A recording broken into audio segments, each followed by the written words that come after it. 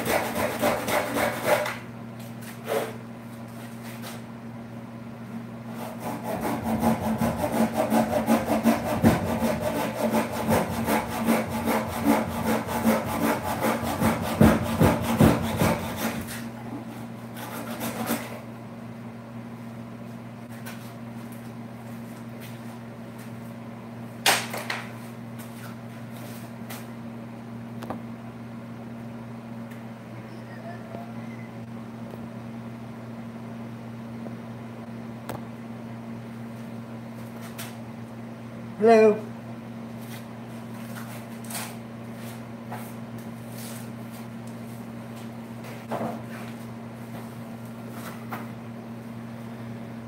I wasn't sure if I should go.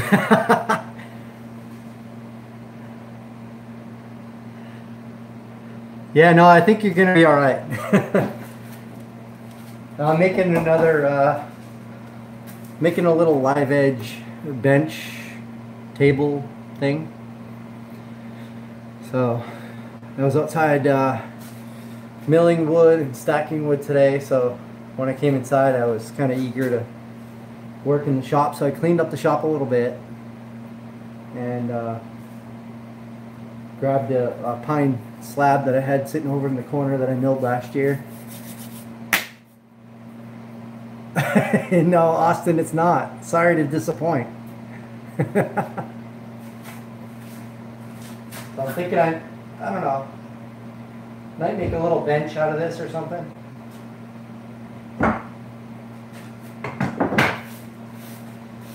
I spared everyone the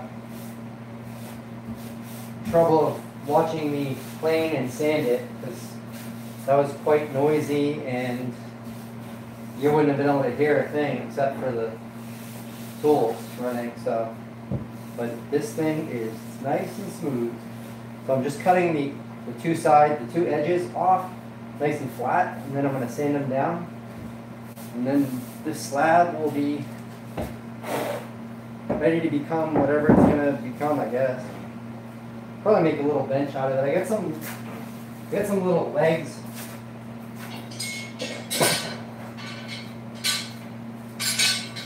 I got these little hairpin legs that I picked up on Amazon about a month or so ago. I got them because I thought it'd be fun to grab one of the slabs and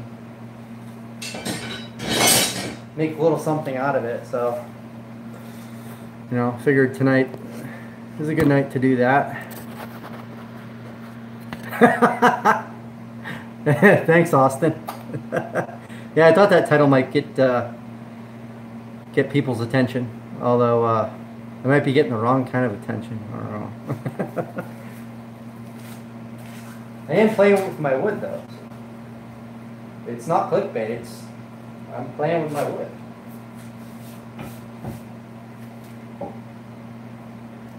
It's legit.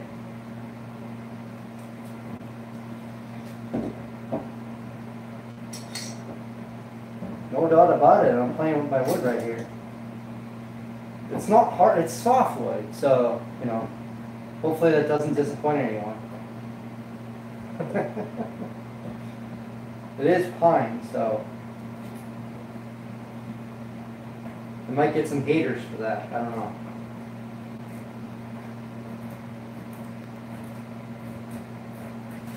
Publicity is publicity, though, you know. I'll take it however I can get it. Hey, Jaime, how's it going? Yeah, I'll try to stop playing with my wood, but I can't help myself sometimes when I'm down here by myself in my shop. You know, you get some time to spare. Sometimes you just gotta play with your wood. I mean, it's just.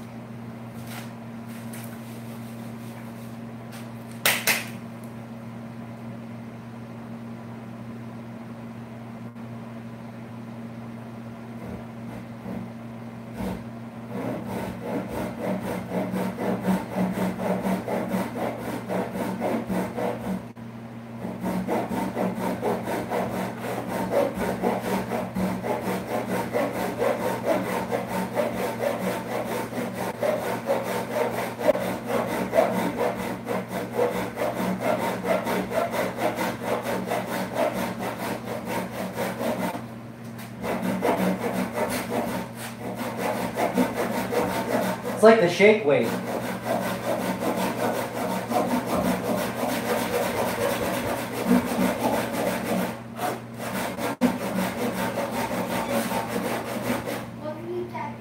Love you too, bud. What's up? I just want to say I love you. Love you too. I'm live. You want to say hi? Hi.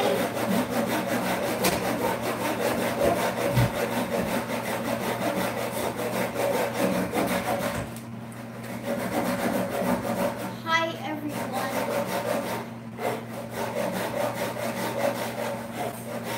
How's the video game world going? Good. Are you winning? Well, most of them I'm losing. Yeah, at least you're having fun, right? Yeah, but I have a picture and it's not really fun to make a picture.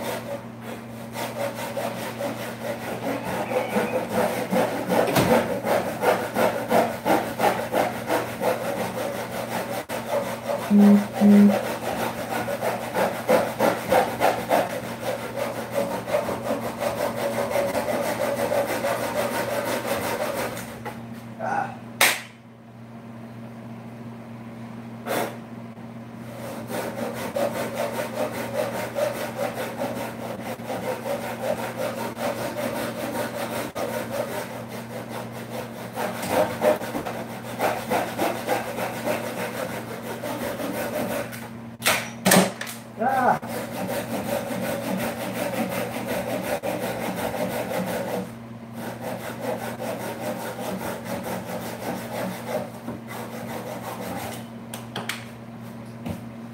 There we go.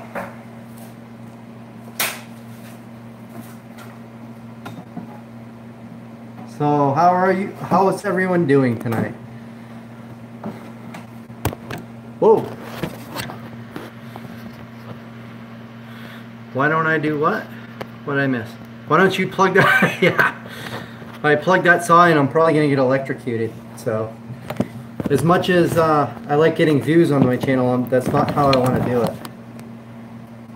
Does anyone want to see me get electrocuted? I mean, I aim to please. Obviously, maybe I don't, because I don't know how to run my camera.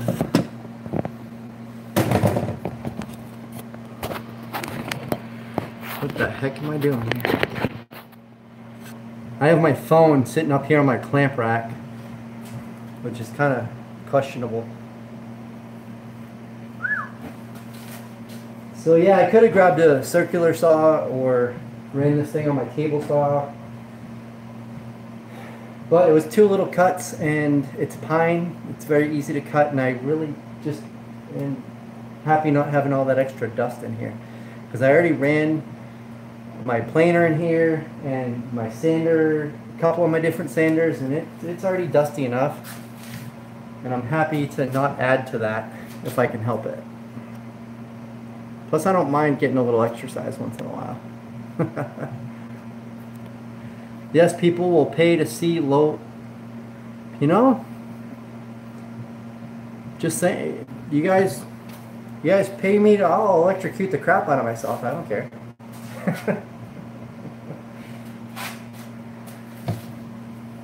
There's a price for everything. If I get some requests, I'm not. I can't turn it down. But yeah, so.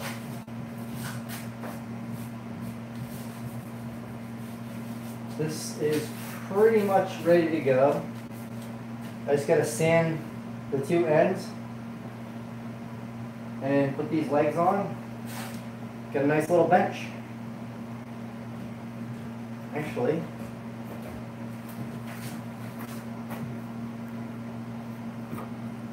hook some jumper cables to your wood. Oh, huh.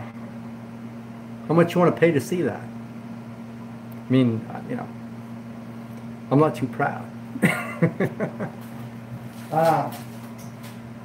So like I was saying, I was trying to avoid having too much noise on a live stream, but I am going to have to run my sander again. So talk amongst yourselves, because I'm going to sand my wood. It might be a little rough. I like it rough, so I'm going to have to rough it up a little bit.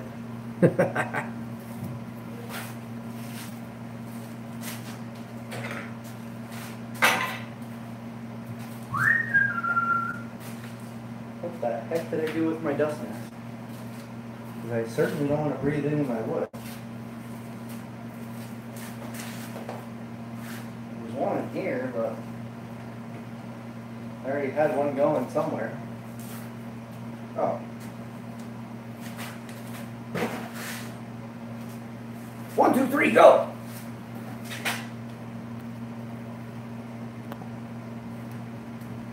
Talk amongst yourselves. I'll be right back.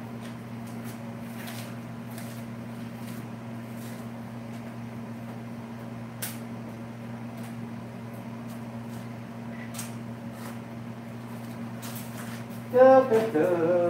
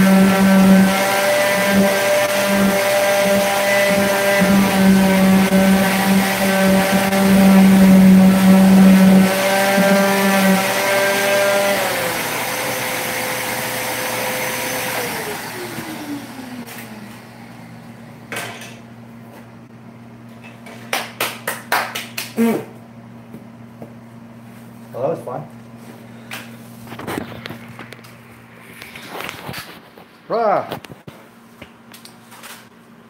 Hang on a sec. I'll go get a camera stand. Make this a little bit easier to watch, maybe. Oh, hey. Hang on a sec. Hold that thought. I'll be right back. Look at like the shiny things for a minute.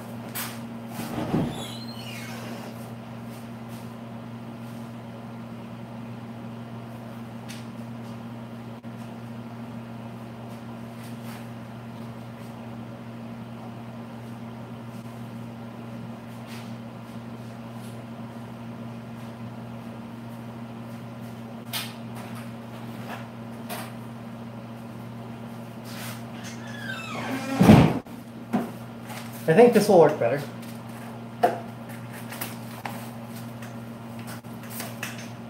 Dun, dun, dun.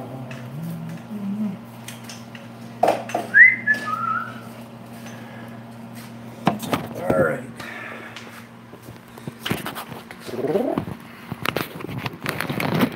Yeah, a little too much coffee today. Oh, heck yeah, this is way better. Oh look, I scared people away. Now there's only 4 viewers. But there's 4 thumbs up, so, you know, I'm grateful for that. What the heck am I doing?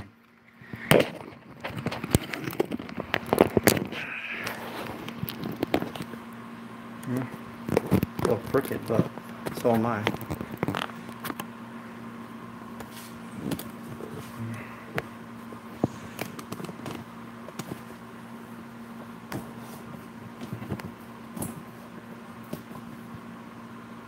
That'll work.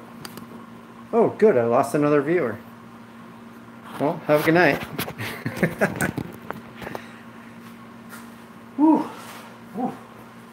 All right. So what are we talking about? Of course, I can't see the chat because I am doing this from my cell phone, which is pretty awful. But that's how I roll. All right.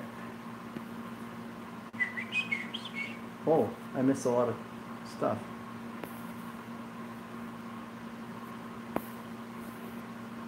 Let's see. Try to get caught up here. Guess I'll talk to myself.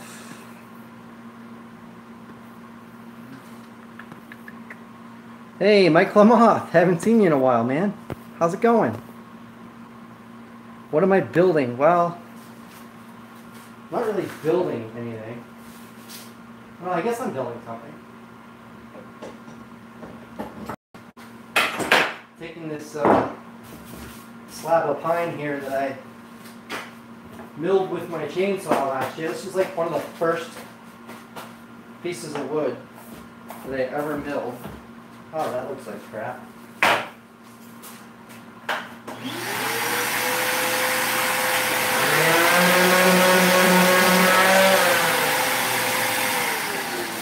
That's better. This is one of the first pieces of wood that I ever milled. I milled this one with my chainsaw. This was one of the pine trees that we took down on our property last year.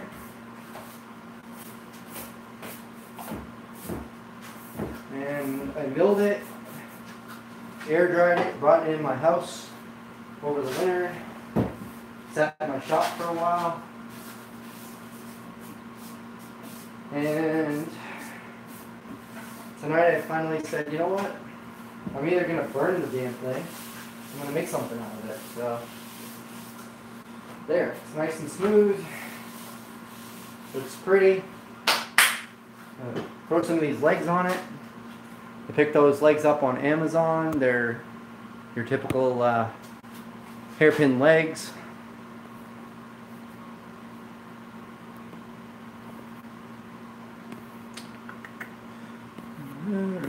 Hot. Yeah, it was hot here today. About 90 degrees. Who's this guy in the green shirt? Are you probably talking about Kyle, maybe? I don't know. He's building I'm building a piece of wood. See? Done. I win. Thank you. Let's celebrate. I officially made a piece of wood. No, but this looked. I got another one over here.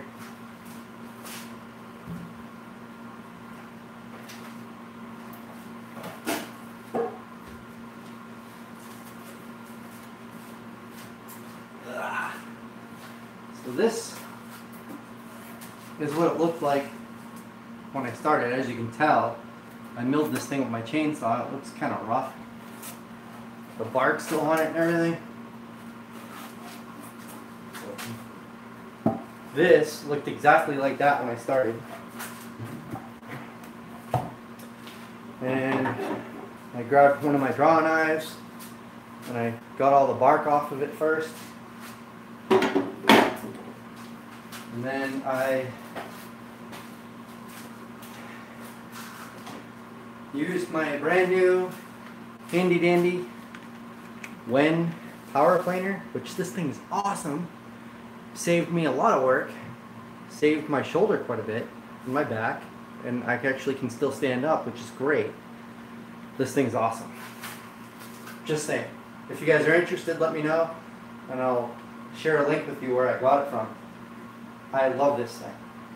Best 40 bucks I've spent in a long time. I flattened this thing like in 10 minutes. And this was warped and all twisted and everything. I just kept running the plane back and forth, and it was taking down the high spots. Kept checking to make sure it was flat with a straight edge. And 5 minutes one side, 5 minutes the other, done. Worked really well. I'm really happy with this thing. I was gonna get one of them like really big wide, like 32-inch planers that cost like a ridiculous amount of money, which I can't afford, but I was gonna do it anyway because I just want to like start using the wood that I've been milling out there. And so I figured for 40 bucks I'll give this thing a shot.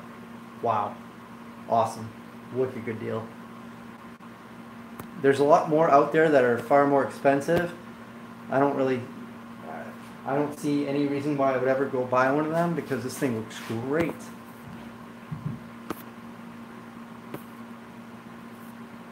Cooling off in Utah, mid-70s. Yeah, it's probably mid-70s here now, but it's almost midnight, so.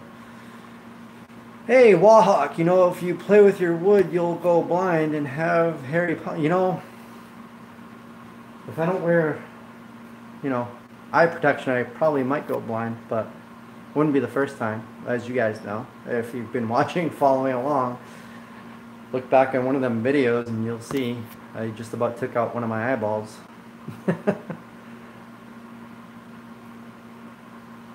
Couldn't do it until he needs glasses and wears a wig. You know, like I said, there's a price for everything. Throwing that out there. So, yeah, before I go throwing these legs on here, I don't know if you guys, how many of you guys saw, I know Tom saw Ryan's table, but basically going to do the same thing with this. Just going to put a couple of coats of oiled linseed oil on here, a few coats of poly, shine it up nice, put these legs on it, see if I can find a purpose for it somewhere around here, and if not, I'll sell it, I guess. But I'm sure I can find a use for it. A little bench up in the house so we can change our shoes or something, I don't know. Oh, Chris Clark retracted his message. That must have been good. So you can't afford a big planer, so I can't ask you for a new yeah. He's only going to play until he needs glasses and can wear gloves. Yeah, it might be a while before I need glasses. At least that's what my doctor tells me anyway. I'm told I have like 15 vision and that I'm lucky to have that, which I'm actually quite surprised because I've beat the crap out of my eyes over the years. I've got pieces of metal and wood and everything stuck in them. But apparently my vision's still pretty good.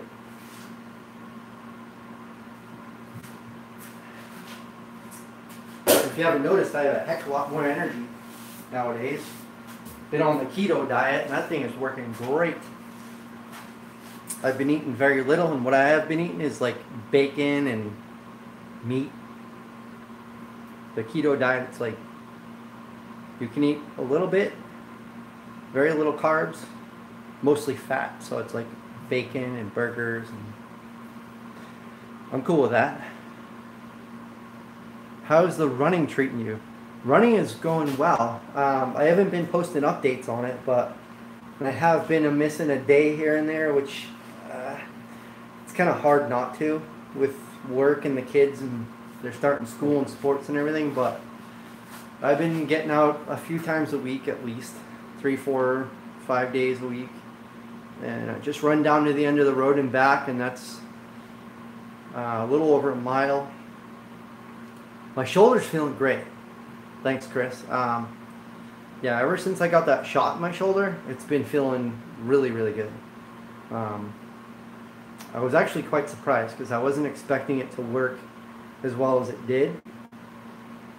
So if anyone else has that same problem and you're just dealing with like a sore shoulder, go see your doctor. I was skeptical because they told me it was arthritis, and I'm like, there's a lot of like crackling inside. I still might go see the orthopedic and get like an MRI on it just to, because it is sore once in a while still. I still do feel the soreness, but I also don't baby it. Like I go out and I'm stacking wood, stacking firewood and moving logs around, and I don't, even physical therapy, I went to one session of that, and I'm supposed to go like twice a week. But that's ridiculous because that's really expensive, and I don't know. They told me the exercises to try, and I already know. I mean, what they told me I've heard before, so it wasn't like a big surprise. Might need another shot in a few months. Took 2 for me, not a single issue after. Oh, okay. All right, good to know. Yeah, my doctor might be reluctant to give me another shot since I did kind of blow off the physical therapy. But I'm not a great patient, I'll tell you that.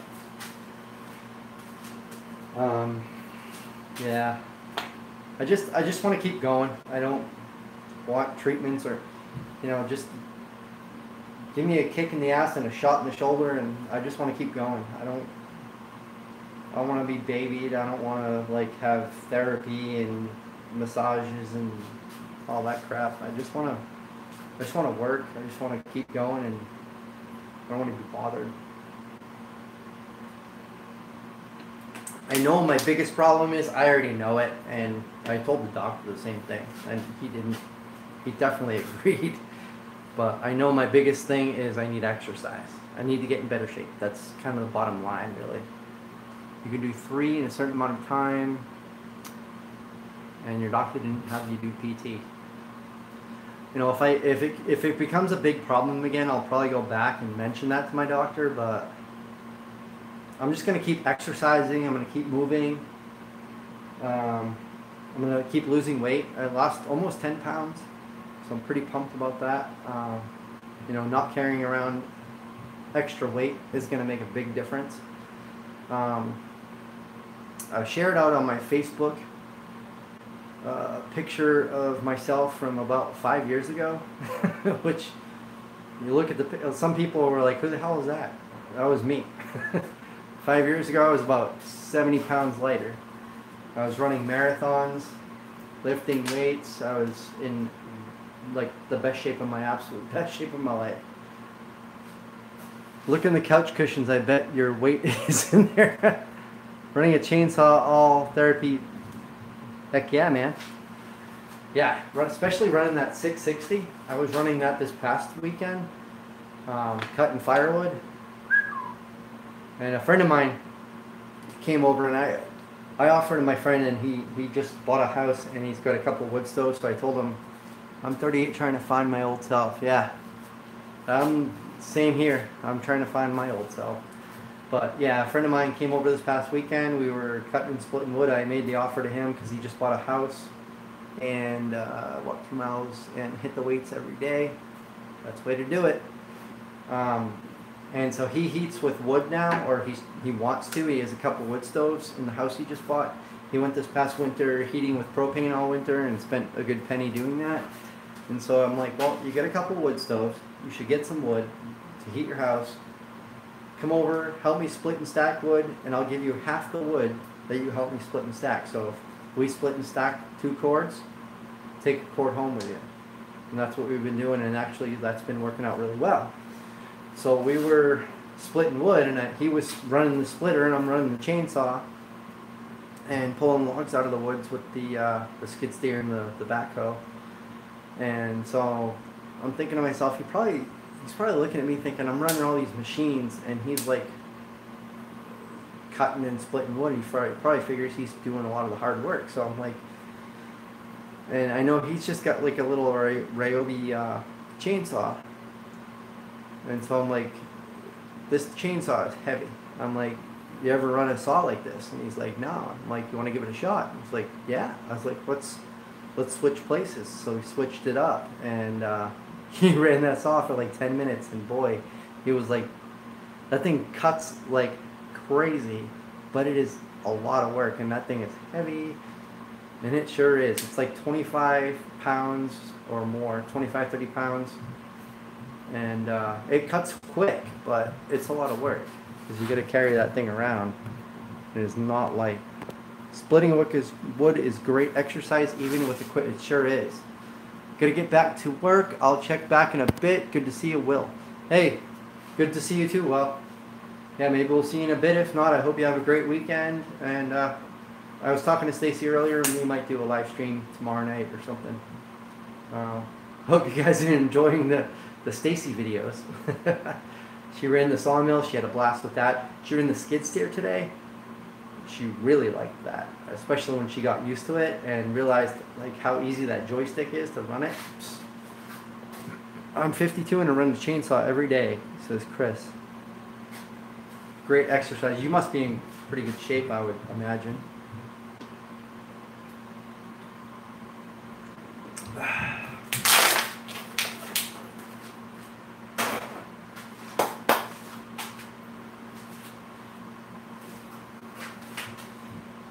I didn't quite kick the beer, but I did come up with a system that I'll drink a water in between every beer.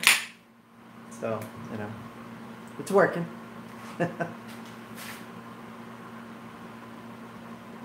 Mike Lamoth, how's it going? I'm 70 and I do SFA every day. I'm really not sure what SFA is, but it sounds pretty awesome. I actually have no idea. I ran my saw Tuesday and was mostly sitting on my knees due to my knees and back was still drenched. Oh, hey, Tom. Well, I don't know if I should bring it up, but how you doing after today? I saw some stuff. I didn't really read into it today, but I saw some posts that you put up earlier.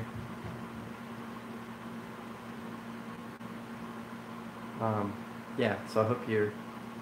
I guess you must be doing okay. You're on here, but it sounded like you had a rough day.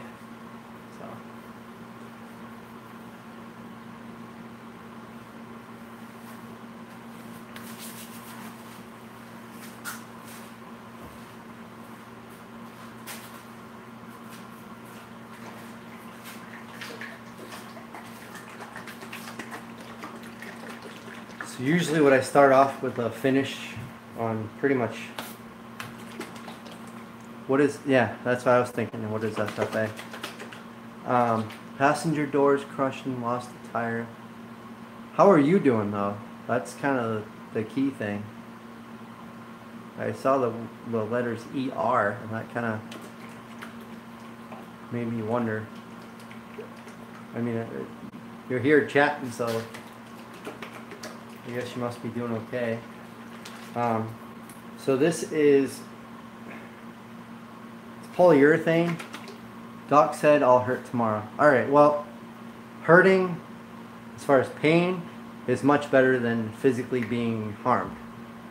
So, I'll take that as you're doing good. I appreciate that. And that's awesome. Sweet. Insert expletive. Ah ha ha. So you'll hurt tomorrow. Yeah, I've been there. Worst accident I ever been in was I hit a telephone pole at over 50 miles an hour with an SUV. Cracked the telephone pole in half. Telephone pole came down, tore the wires down, and everything landed on the SUV that I was sitting in. And I walked away from it, so I feel lucky for that. Airbags and a seatbelt saved my life. I would not be here right now if I was not wearing a seatbelt, I swear to God. Went to the ER with low back pain, so they took a chest x-ray. ... I'm assuming the chest x-ray came out okay. So this is 50-50 polyurethane boiled linseed oil mix. I like this because it brings out the color of the grain, but it also adds a little protectant and seals the grain. And then I can go over that with polyurethane, and the polyurethane goes over it nicely with just a few coats, and it brings out the shine. So I'm going to do that.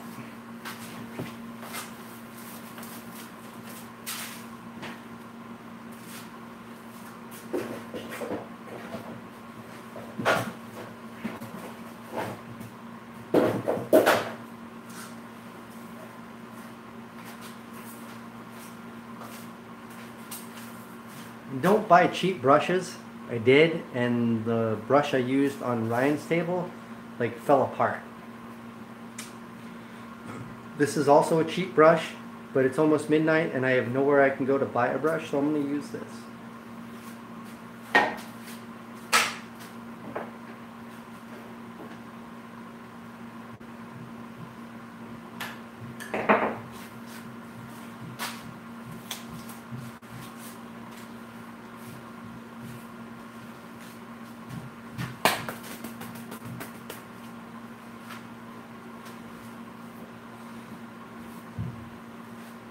I'm just going to do the top and the sides, take care of the top and the sides and make the top and the sides real nice. When all's said and done, I'll flip it over, I'll put a coat of poly on the bottom and call that done because no one's ever really going to see the bottom, but I'll put a little protective coat on that before we're finished.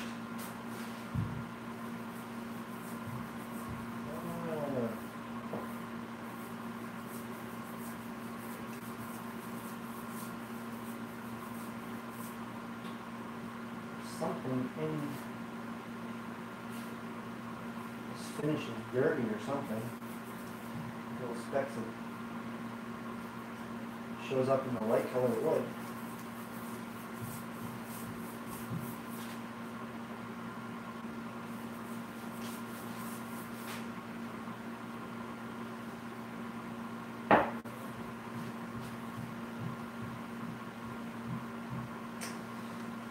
This stuff is clumping up. I should probably pull this stuff out and get rid of it.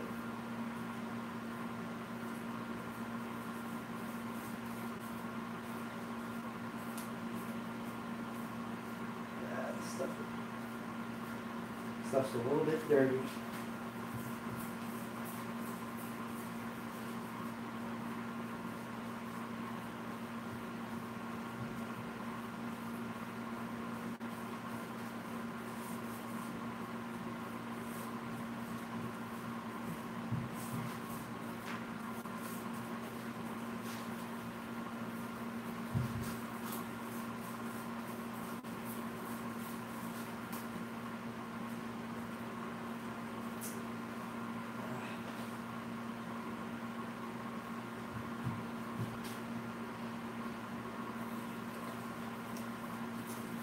Not what I want.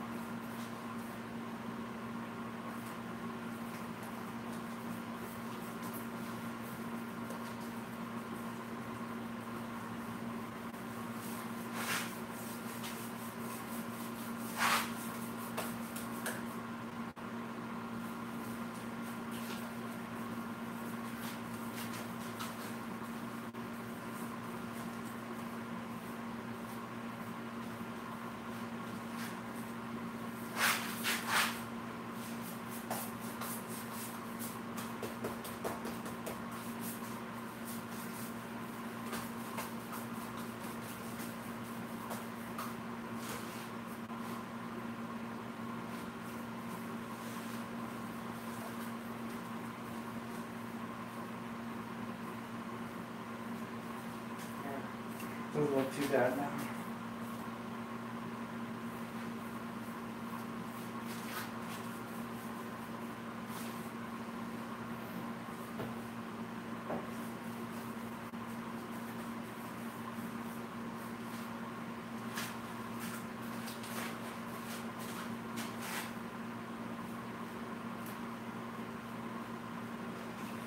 I think I used this can of stuff too much.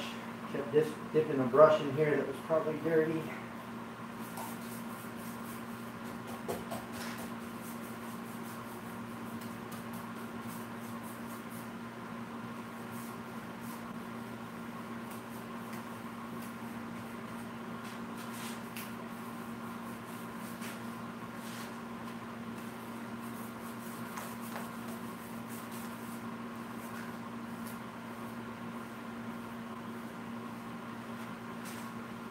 Well, first coat's on, that's all I need.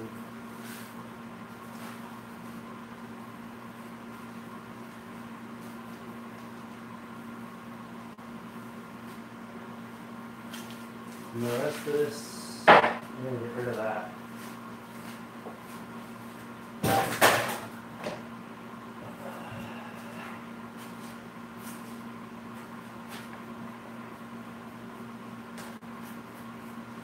And that.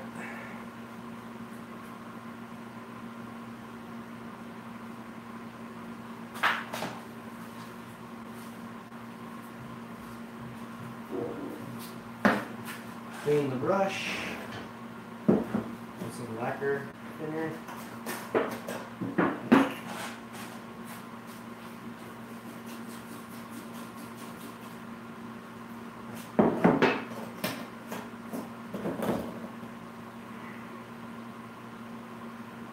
Got soap in there.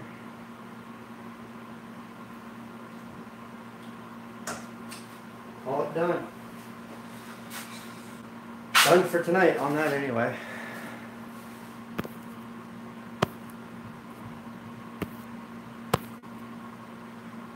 I did, but with no upper body complaints, not sure why they...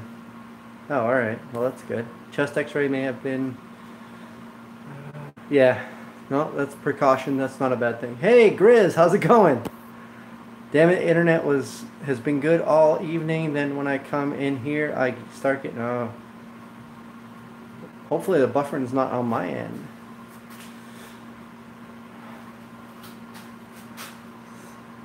So yeah. Hey Grizz, had to meet on the phone. So things a little bit dirty. I don't like it. I don't. When I sand it down, it should look a little better, and then I'll put a few coats of poly on it, and then it should look all right. Try to bring you in closer so you can check it out, inspect my work.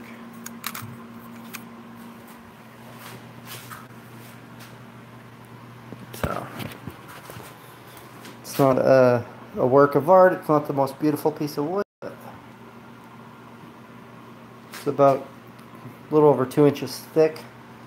Should make a nice little bench. So I had it here. I milled it last year with my chainsaw. I put the work into milling it. Doesn't make sense to throw it out. So figured I'd use it for something.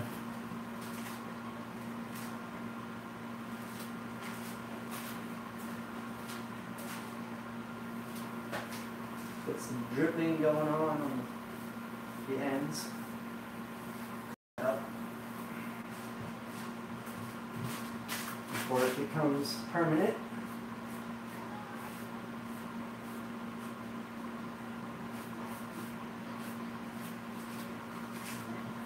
And that's that.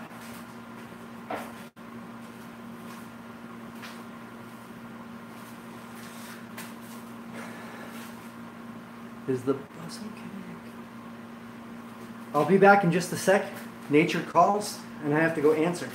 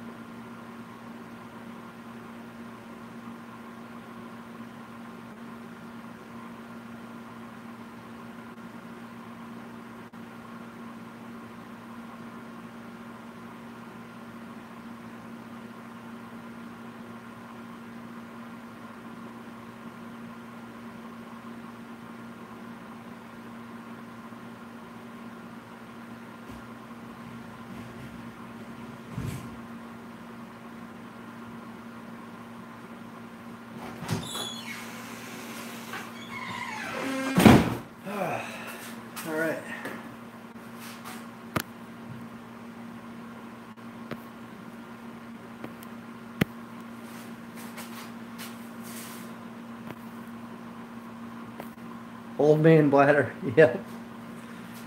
Nature called. She says hi.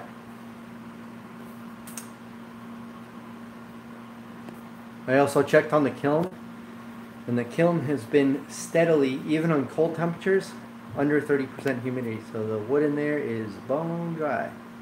So that stuff's going to come out tomorrow or Saturday. I have the next 4 days off, so plenty of time to unload it.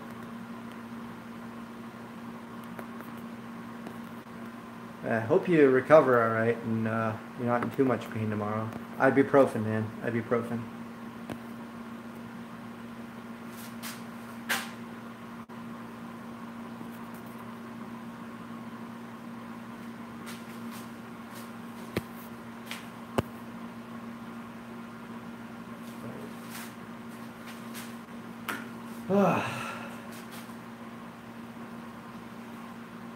Well, I'm done playing with my wood apparently for tonight. Could make something else, I guess, but probably not.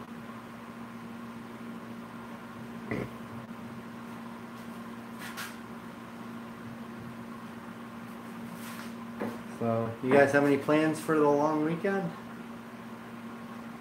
My plans are going to be working around the house, the homestead. Stacking firewood, splitting firewood, unloading the kiln, reloading the kiln. I might try to put the mill on the trailer this weekend. I need to mill a bunch of pine so I can get to building some of the things I need to do.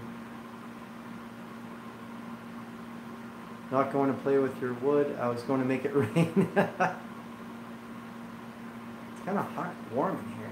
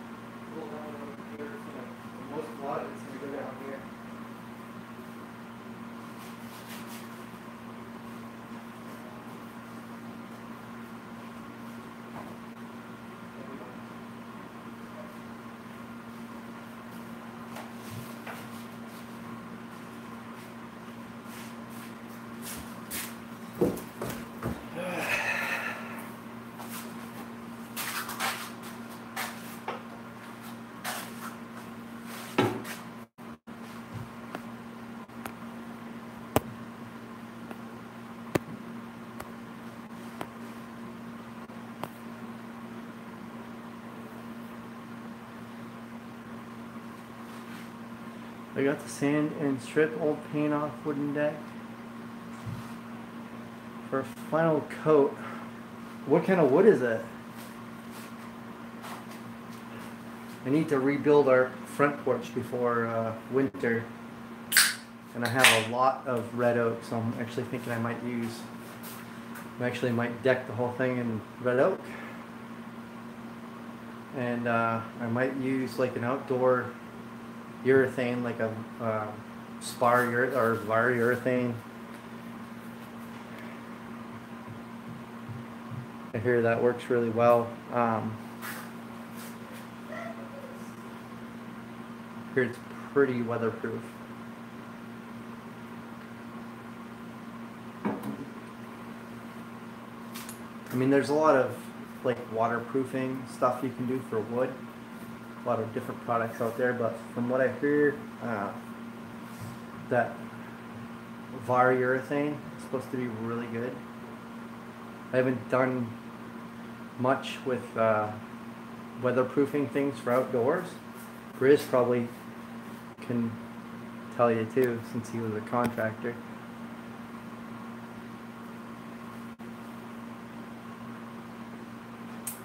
Don't know nothing about deck. Oh, Yeah, so what kind of wood is it? I mean, if it's like cedar or oak, you probably don't have to do too much to it. Stain it and seal it.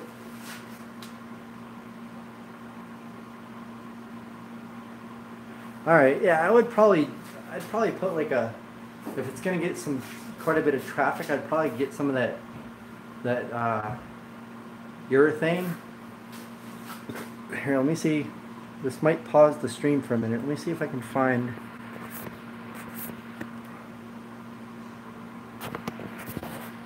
All right, I'm back. No, it didn't crash. I just kind of went onto the internet for a sec here. Actually, I don't know if I can.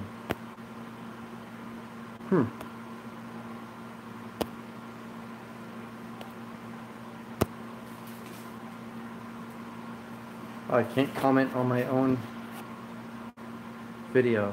Actually, hang on a sec.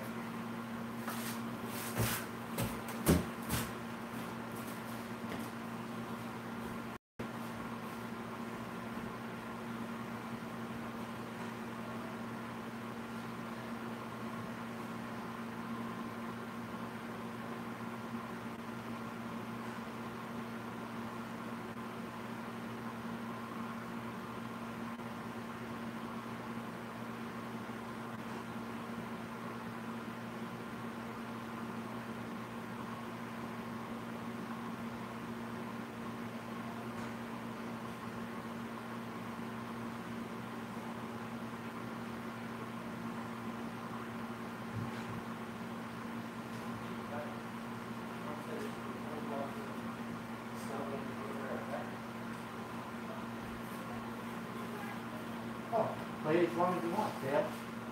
This is your, you get a long weekend, man. Have fun with it. Well, when you're ready to go to bed? Okay.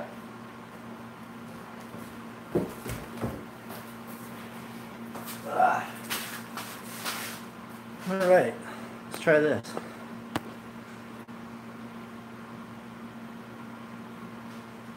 Yeah, Varthane, that's what I was thinking.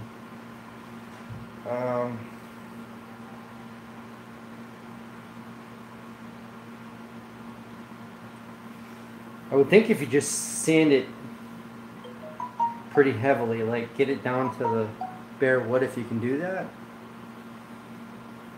Get it, and it not like flaky, like get it down to pretty solid wood. Let's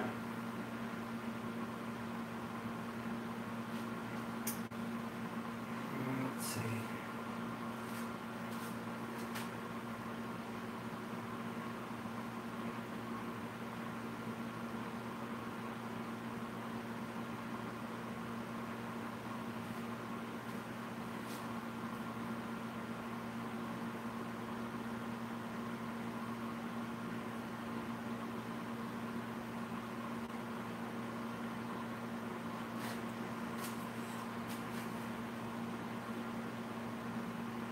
Yeah, so this, I can't tell you from experience,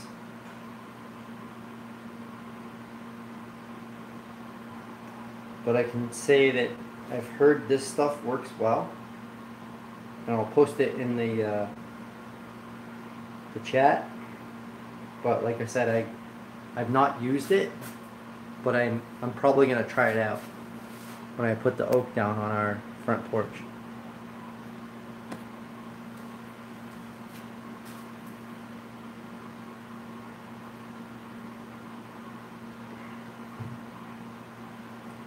Posting a link from my other phone here.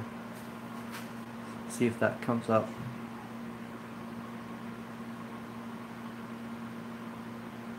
Did it work?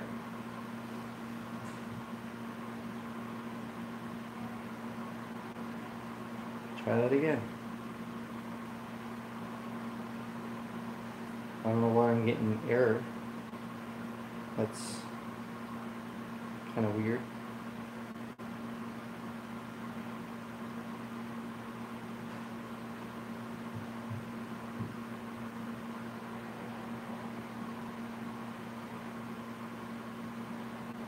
No, I can say stuff, I just can't post a link apparently. It's kind of stupid. Yeah. I don't know why that is, but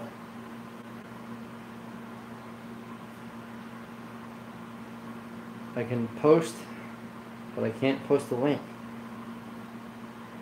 But yeah, I found this stuff called you know, I don't know if how great it is.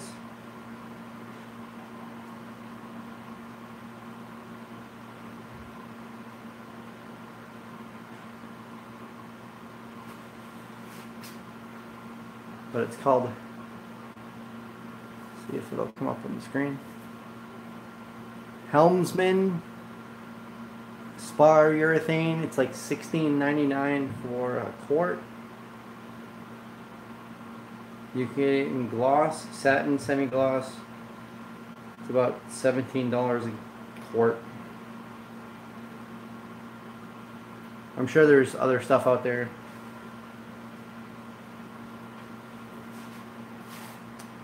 Well, I'm gonna try something like that. I want to seal my front porch. My front porch is quite covered, so it's not going to get a whole lot of weather. Right now, the front porch is, the people who built the front porch built it with non-pressure, non-treated wood, non-treated pine. And it's been out there for 30, 40 years. And it's rotted, but you can still walk on it. So I'm going to build it with red oak, and I'm going to treat that, and that should last longer than me. So, which really, I guess, doesn't say much, because I don't really take great care of myself. So,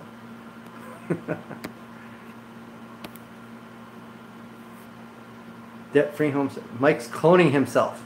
I am. Isn't that magic? Isn't that cool?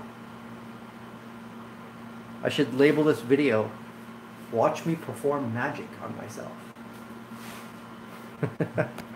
Watch me clone myself. I've seen a lot of nightmare videos of the deck restore projects. The big thing when it comes to a deck, and I'm sure Grizz will back me up on this, if your deck is not covered, proper flashing is huge when you attach it to your house. If you don't flash it properly, you will destroy your house. A deck can be detrimental to a house. I've seen it here, unfortunately. In my last house, the people that built these decks just didn't know what the hell they were doing, and they just screwed the deck to the house, had no idea what they were doing. They thought it would look great, and the rainwater just destroyed the sill and the rim joist, and it just rotted the hell out of the house. And it's one thing you got to be really careful with, is knowing where the water is going to go. That's most important. Your deck boards can rot out, but if you rot out your rim joist and your sill in your house, that's not a good time. That's not something you want to have to deal with. Yeah, see, like Grizz says, yes on flashing. Read up on flashing it properly. If you do not do that, that's way more important than weatherproofing your deck. You will regret not reading up on that, I'm telling you.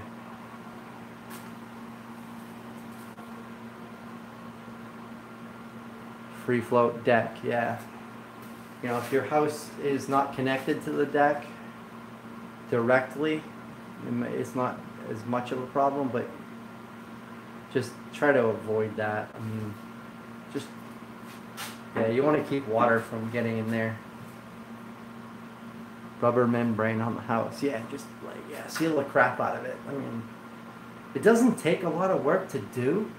It's just doing it. I mean, you just got to do it. If you don't do it, that's bad news. I've seen my uncle's house when I was a kid. The whole back of his house, the deck fell off his house, and then the whole back of his house was rotted. It was bad. Ended up having to file bankruptcy.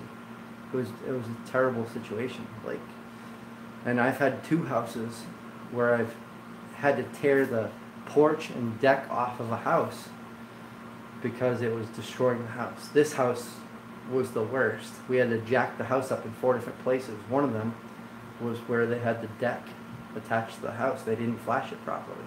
They hired some like handyman dude to build their deck, and all they cared about is, hey, it looks cool, but it's gonna rot the crap out of their house. I think the flashing is in good shape. It doesn't seem to.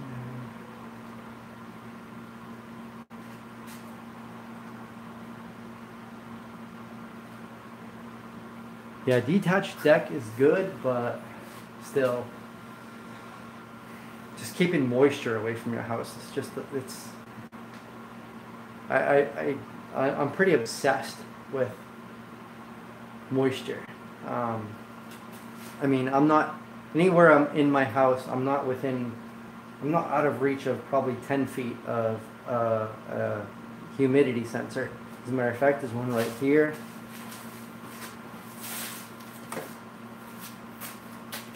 Boom. This tells me what the humidity in this room is, and it's currently 57%, which is a little bit on the higher end, but it's not bad. And I have these things in about 10 different places in my house, because when I bought this house, it was infested with mold. I had a video on this channel a while back showing how bad it was. I might put it back up if you guys want to see it. I took it down a while back when I made it into a woodworking channel, which I guess I probably shouldn't have done that, but it was nasty. I spent 3 months gutting this entire house, which is why you see over here half the walls are white and red. I had to rip out the walls all the way from the foundation about 4 or 5 feet up. And then the rest of the house, the main house, I had to rip out every strip of drywall because of mold. It was a nightmare. It was one of the worst things I've ever had to deal with in my life. But yeah. So that's one thing I've learned my lesson. Humidistat, yes. Yep, keep your attic and your basement dry. Monitor the humidity, make sure it's not ridiculous, make sure you don't have any leaks. Be aware of what is happening in your house. Don't just ignore it. Don't wait for a sign, because by the time you see something, it's probably worse than you would like it to be. By the time you see water coming in through your ceiling, you probably have some pretty major damage by that point. If you own a house, be responsible about it. Be aware of everything. It's a big deal. Be right back. Gotta get some more mountain water. It might take a bit. I'm moving slow today. Hey, no worries, Chris. My house is 218 years old brick. Nice. Those old houses, those are the houses that are still going to be standing. Those things have gone through everything and everything else. But this is the 3rd house we've owned, and it's the first house that we were actually in a good position with. Like, I know every stitch. I mean, it kind of sucks because initially when I bought the house, I had to gut the entire thing from floor to ceiling. Every single wall, the insulation, the windows, the siding, like from in to out to every. I mean, I know what every single wall looks like on the inside because I had to rip them all out and put them back. I sealed the inside of every wall with mold-proof paint. Then I re-insulated them. Then I put vapor barriers over it. Then I re-drywalled the whole house with mold-resistant drywall. I went nuts with doing that. But at the same time, I also have humidity sensors, like I said, in the attic, in the basement. There's 2 in the basement, 1 in the attic. There's one in each bathroom. There's 1 in every bedroom, 1 in the kitchen, dining room. There's 1 in the living room, 1 in my workshop, 1 in the garage. I know the humidity in every room in this house, and if it ever gets above like 70%. I have 60 humidifiers, and I run them into the room, plug them in, turn them on, and when the humidity comes down, I feel better about it. There's not going to be mold growing in my house. I will not let it happen. It's a big damn deal.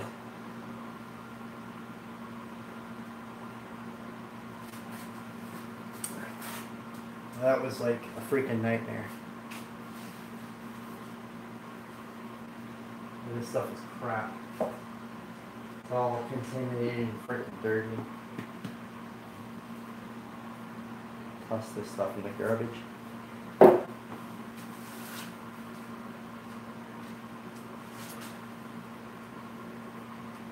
But yeah, I mean, we're in a lot better place now, that's for sure. It's the basement, which is right down there, is 100% concrete, walls, floors, everything. That used to be a finished basement with a lounge, a sauna, a laundry room, a family room with a fireplace, and it's just gutted now, and it's just concrete. It's storage. That was going to be where Ryan's room was going to be, but we are now going to rebuild Ryan's room down there.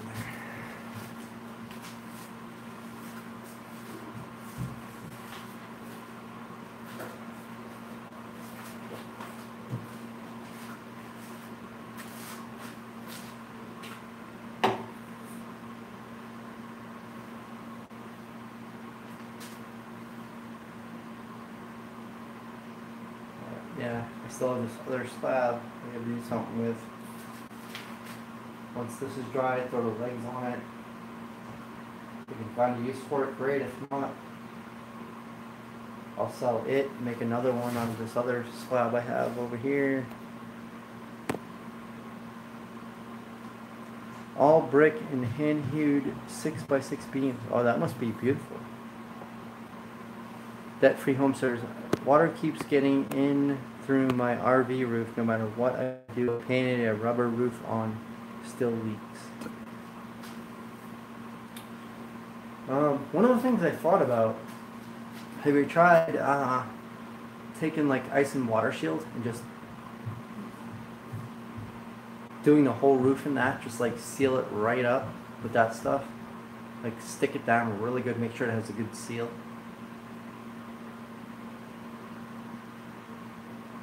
Because that stuff is really, really watertight. We're actually having our roof redone, and I warned the roof company that I will be watching them like a freaking hawk, and they're okay with that.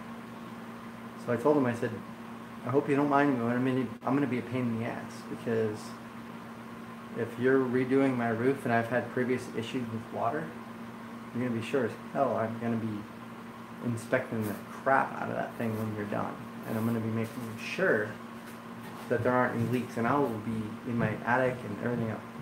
What is it? All right, it's called Ice and Water Shield by Grace. It's or what a lot of people call bitchethane. It's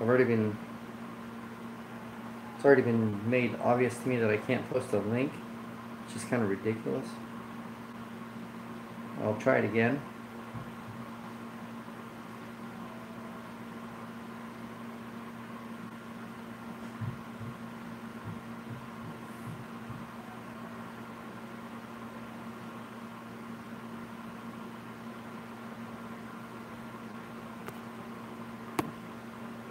I was gonna get up this morning. Oh yeah, I hear that. I know Grizz knows what this stuff is.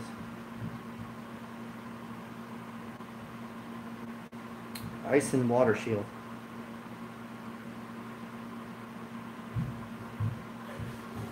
Probably won't let me post. Yeah, it's not even gonna let me post a link. How can I not? It doesn't even make sense to me. So it won't let me post a link, but if you Google ice and water shield, that stuff is like really waterproof. Water will not penetrate. You could drive nails through it it will still resist water because it seals around the nail when you drive the nail through. Grizz, you're too young to be all stove up. Yeah, Grizz. Come on, man. Get at it. Young man. 12-foot long log. Hey, Doug Fir. Doug Fir! Oh, come on. All I have to mill around here is oak. Well, actually, I've been milling cherry and ambrosia maple, and gonna have some locust and eastern red cedar, white oak, some of that stuff delivered soon. I fell 30 feet in. No, I know. Yeah.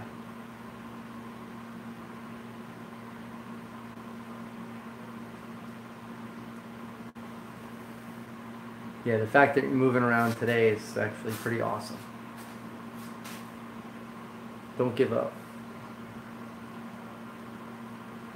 Hey, the mountain water helps, right? I mean, keeps you moving. I kind of want to move this thing out of the way and do something else.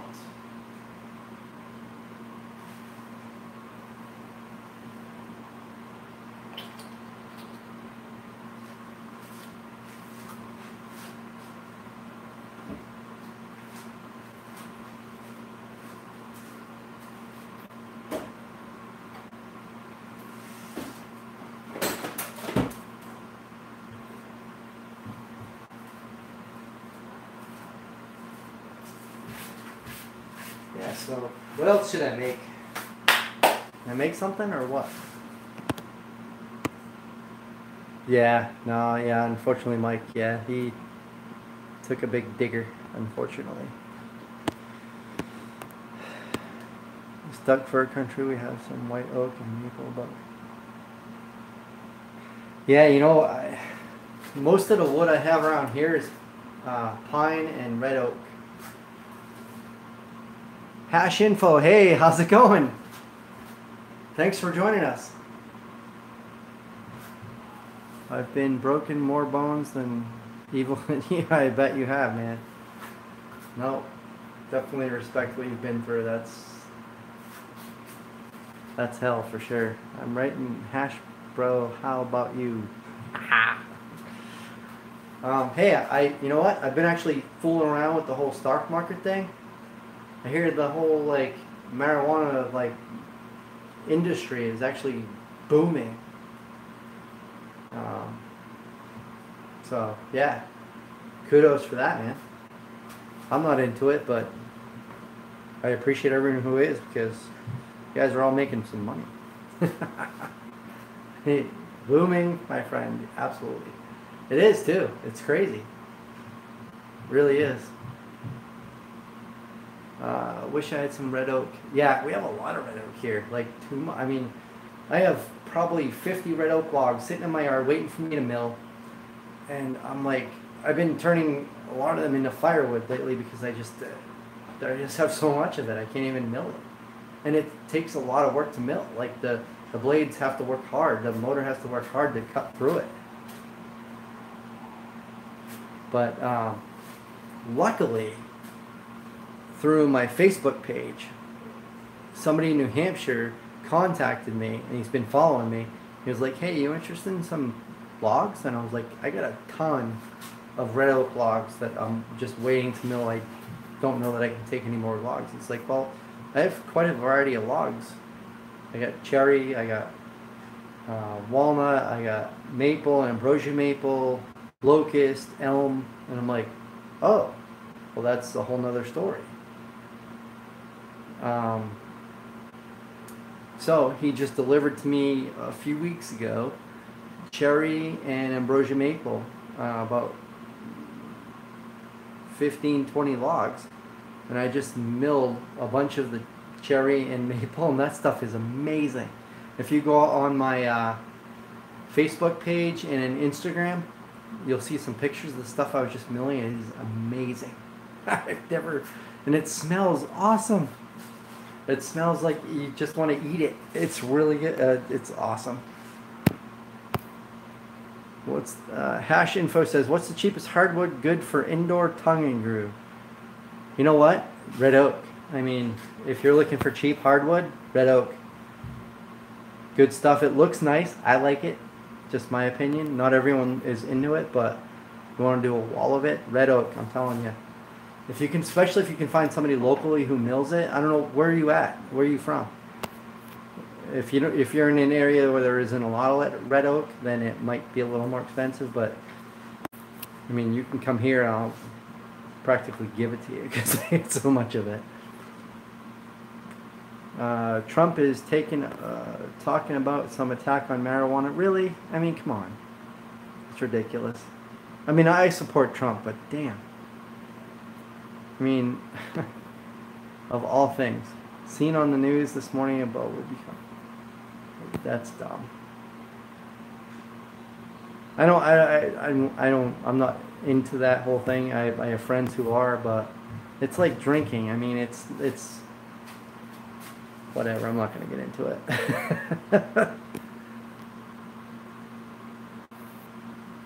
Where am I from? I am in New Hampshire. Right, of all things. Yeah. Oh, man. Yeah, that drives me nuts.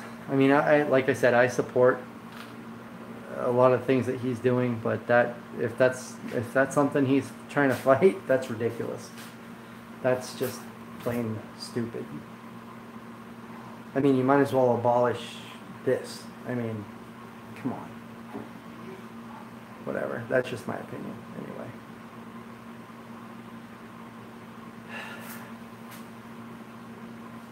That's why I don't watch the news. As the world turns, and there's really not much you can do about it. Very nice. I'm in Winnipeg, Manitoba, Canada. Oh, so is that on the east or west side of Canada? I'm not really familiar with the different. I'm familiar with some of Canada, but like I know Quebec is on the east side of Canada, Nova Scotia and Prince Edward Island, and then I know Vancouver is on the west side, but I'm not real. Toronto is kind of like on the middle eastern side, but I don't know where Manitoba is. I've heard of it, but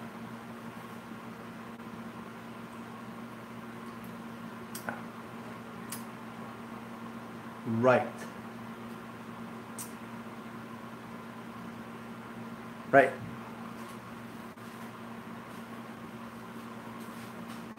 Right on the right side?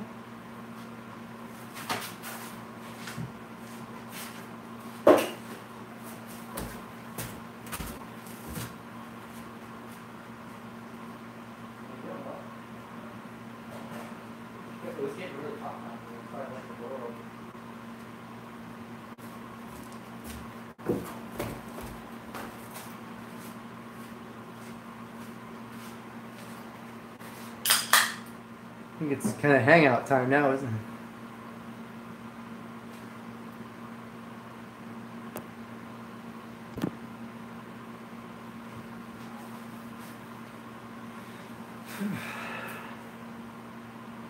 I am really grateful for a 4-day weekend, I'll tell you.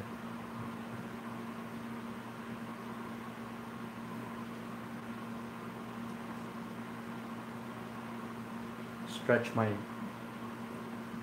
all my muscles.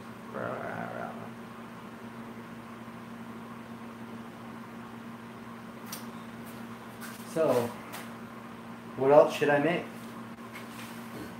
I'm gonna put these legs aside because that table's gonna be a while.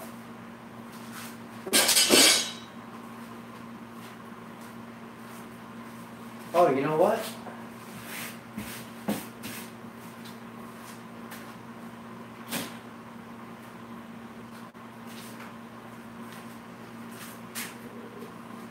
Somewhere where it's not going to get destroyed.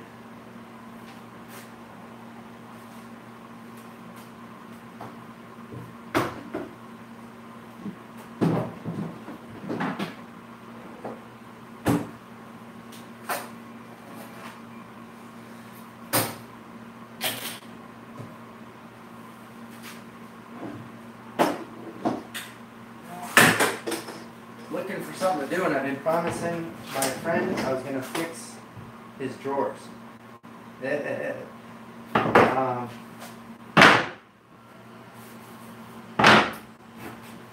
Yeah, so they have some kitchen cabinets, and apparently they're falling apart. So I told them I would fix them up.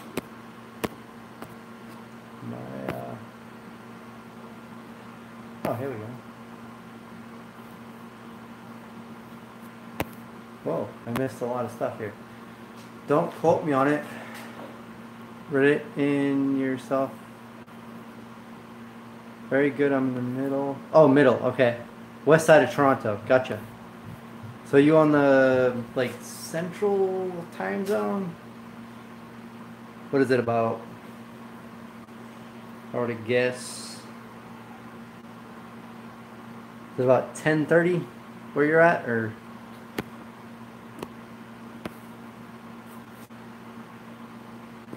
If you want real light color hardwood floor, you can use maple. Yeah, maple. Beautiful stuff.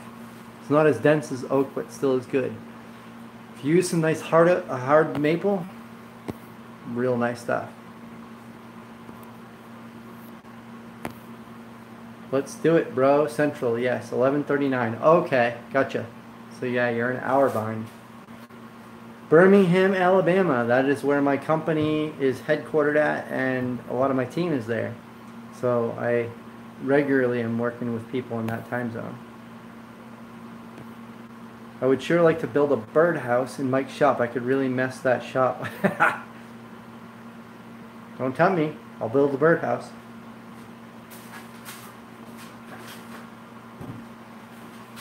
Get the perfect wood for it right here. Milled it on my own mill. Some like 1/2-inch pine here. Whole bunch of it. Which I'm probably going to use to fix these drawers, but the new miter saw working okay? Hey Monty, how's it going? New miter saw is working great. I love it. Love it. The kids love it. I like using it. It's awesome. It takes a little more work because it's not motorized, but it's a pleasure to work with.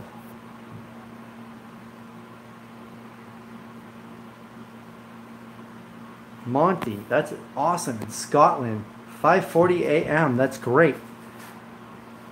It's 11:40 p.m. here. No, sorry. 12:41 p.m. here. Wow, can't believe it's that late. All right. Well, I'm on vacation, so I'm not gonna watch you and your kids putting it together. Yeah. Yeah, it was they love it, and they use it just kind of messing around and cutting wood up and trying to nail things together and stuff, and they like it. And it's safe. I don't have to worry about them hurting themselves. So what are we gonna do with this?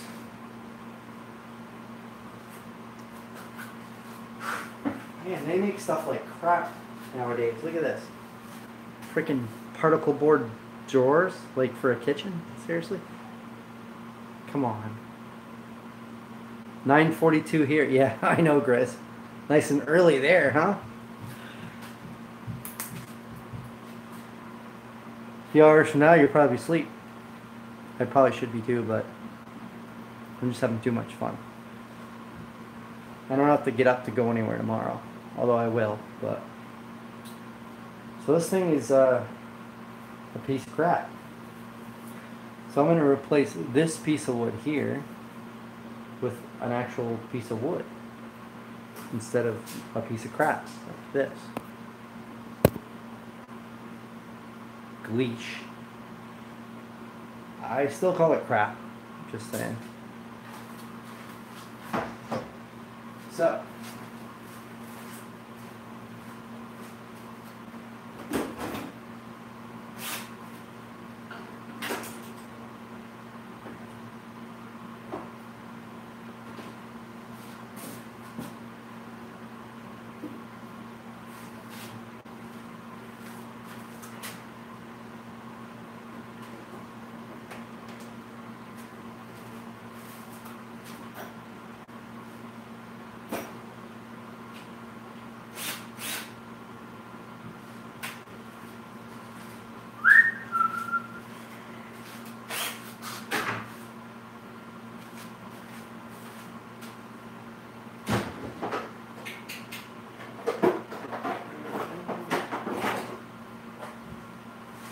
You never find anything in here because I'm a slob.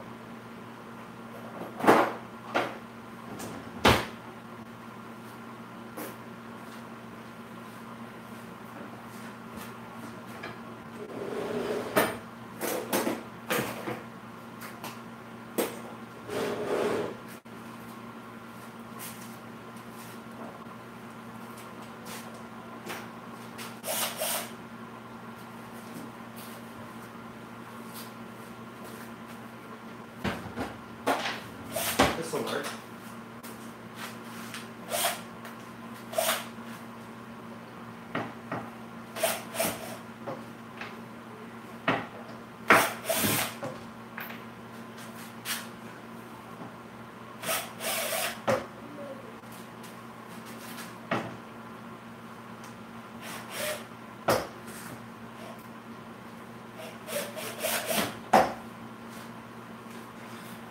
I love Bosch. They make great tools.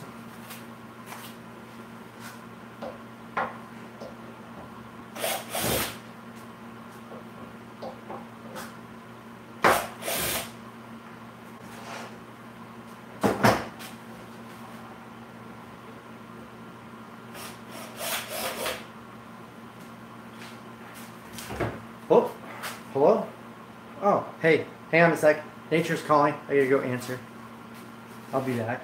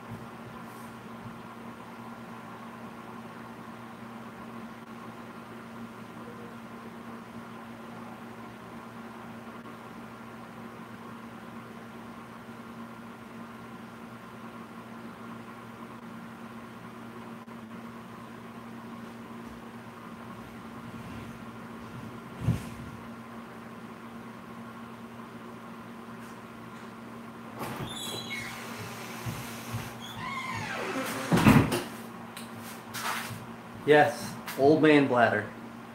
That's right. Hey Andy, how's it going, man? I'm right here.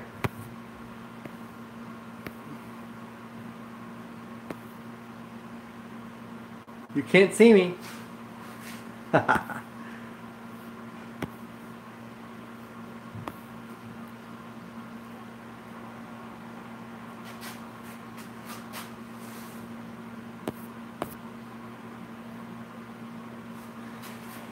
All right. So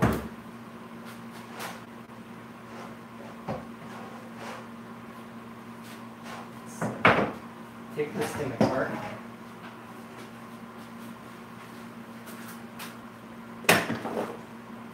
Rebuild it.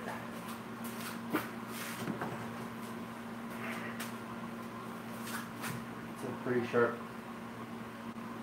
chisel. Yep, that's definitely sharp.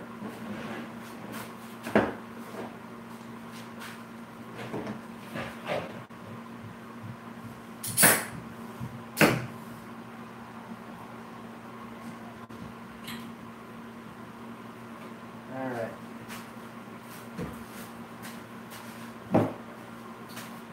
Get this piece of crap off of here. That didn't take much.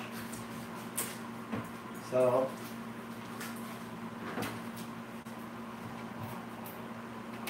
same thickness, that works out well.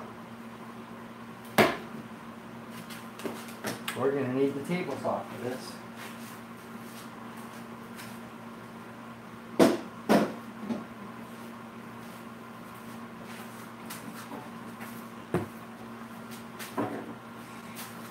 Won't need a dry knife for this.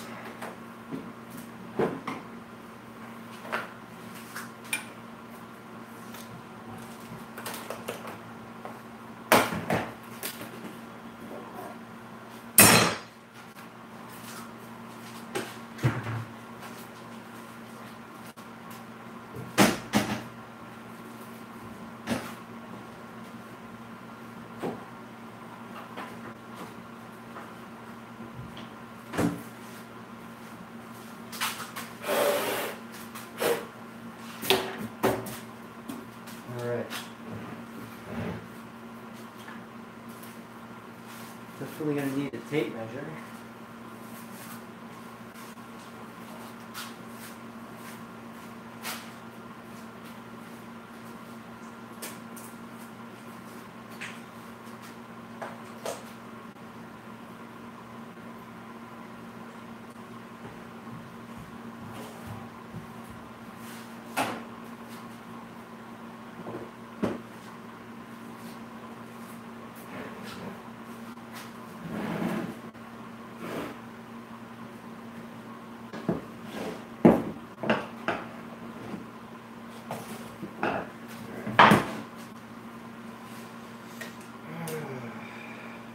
Three and 5/8.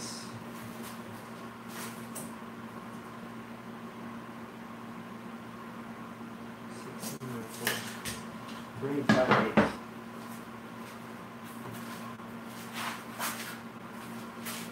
I'm gonna rip this on the table saw. It's gonna be loud.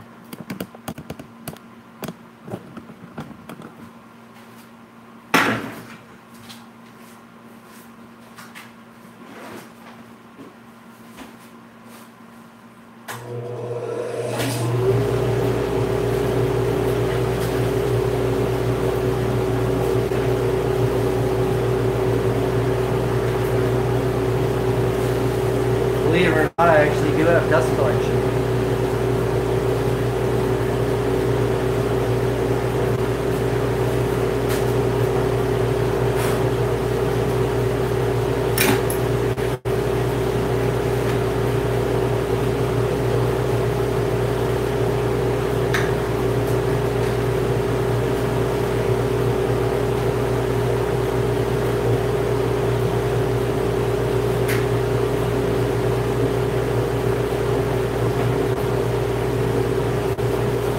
Don't try this at home.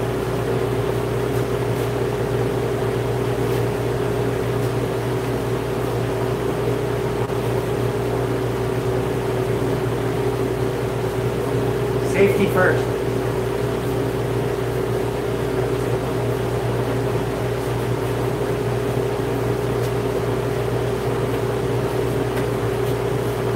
Okay, actually not safety first. Plug it in first.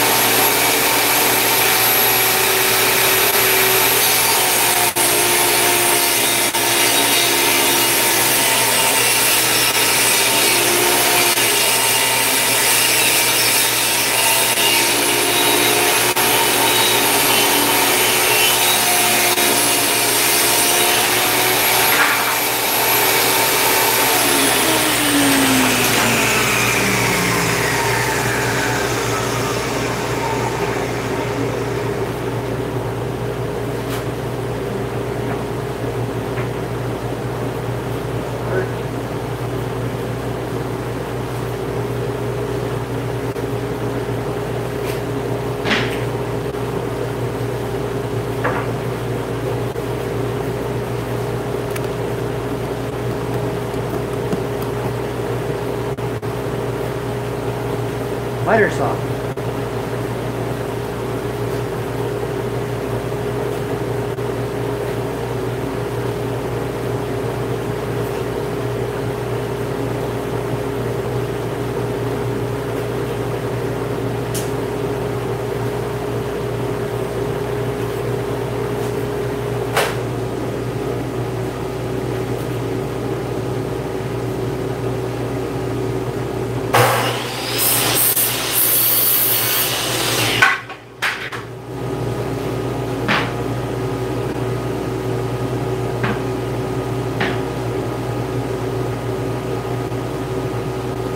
There we go.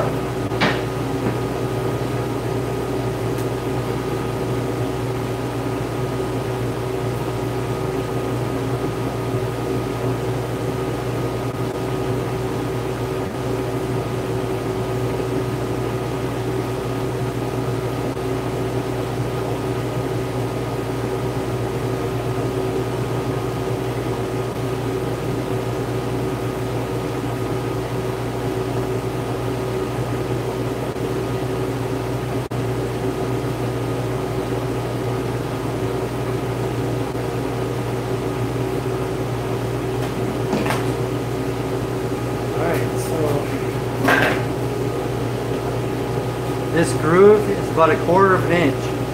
So I'm going to use the table saw to cut this groove out.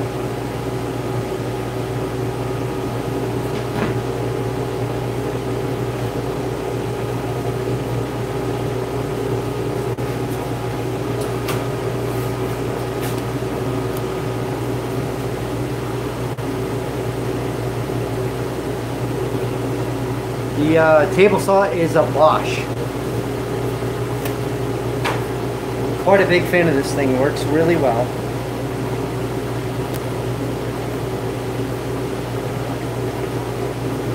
That was not an approved pushing device. Well, of course it was. I approved it. Hey, Dad, perfect. How's it going, man? Good to see you here. Plugging in the unit decreases productivity by that's a true statement. Dad, perfect. 123, are you in New York City or New York State? Wallhawk says, until Dad died, he had permanent splits. He's kicking back. Yes. True statement, safety is quite important. All joking aside,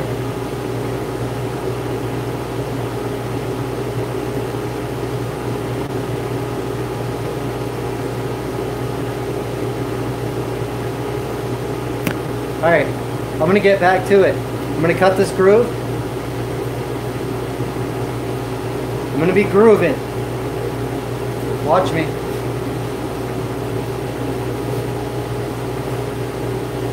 Oh, you wanted an approved push stick, right?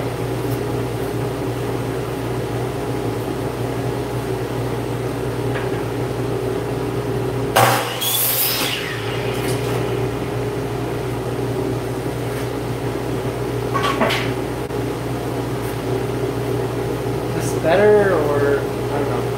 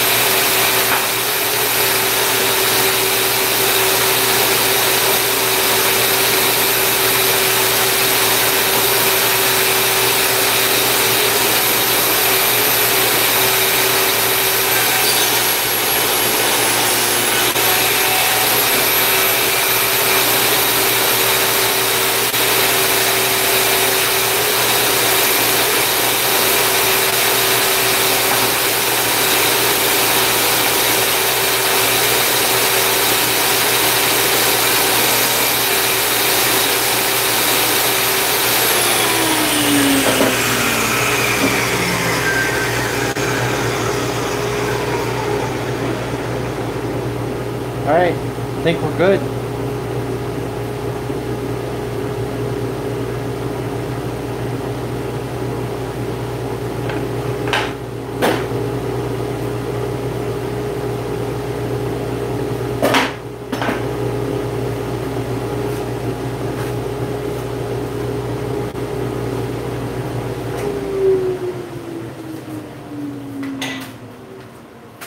Alright.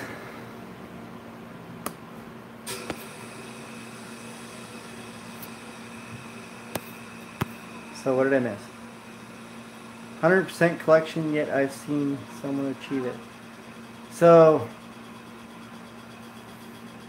it's not 100%. I mean, I can't ever guarantee I'm collecting at 100% of it, but I do have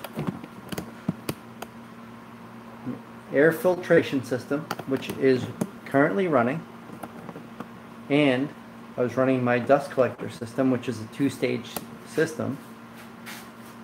It's a Harbor Freight dust collector. I have a video on my channel showed you how I built this, but I have a two-stage Harbor Freight with a 1/2 micron filter to filter the air.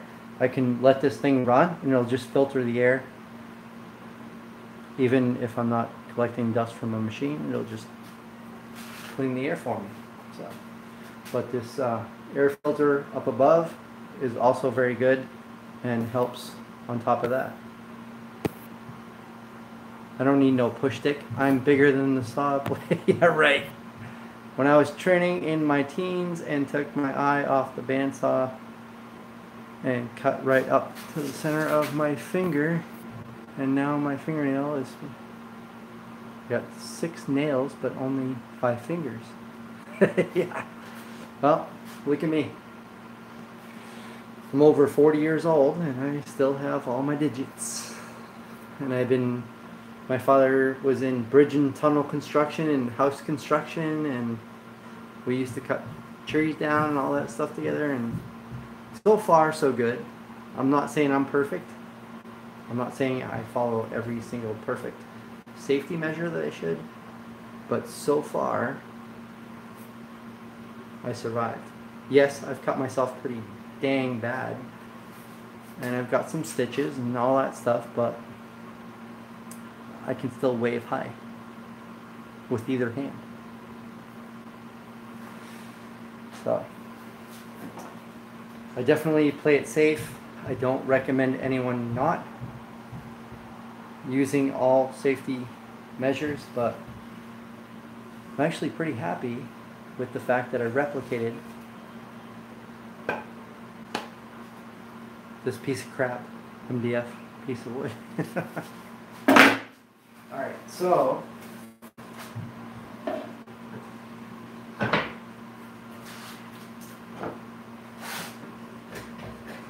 clean this crap up.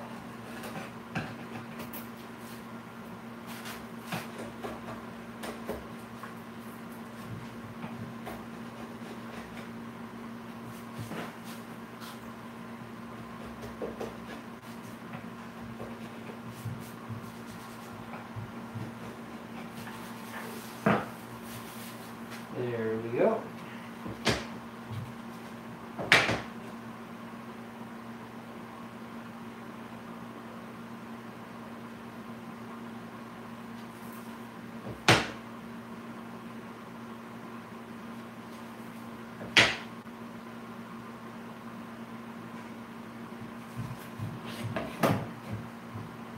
This went like that.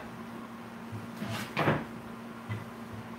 going to copy the drill holes.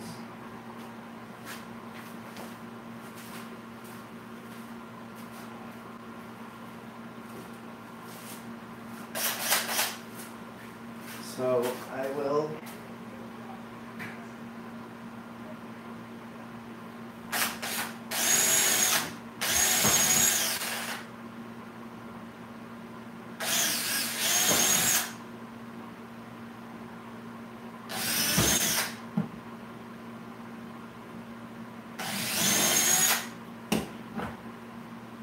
bada bing. Bada bing.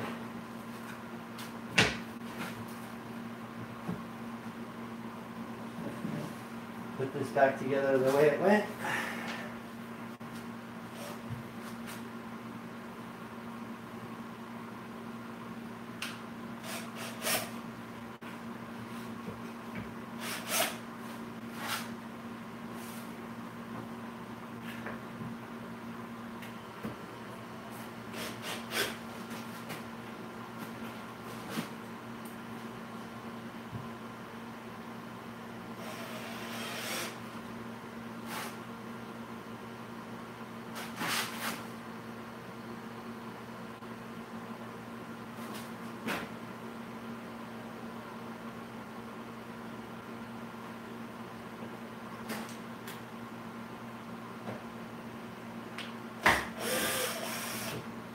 Doesn't seem to be lining up.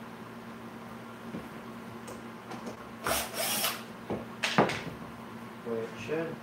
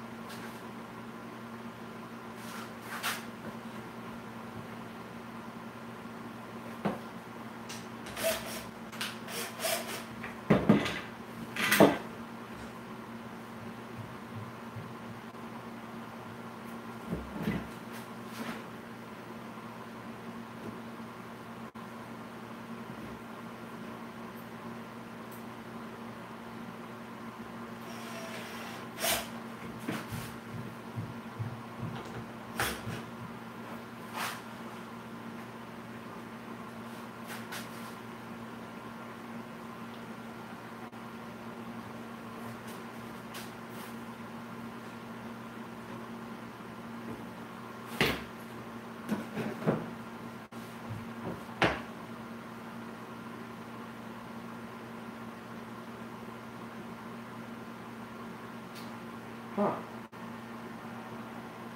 Alright.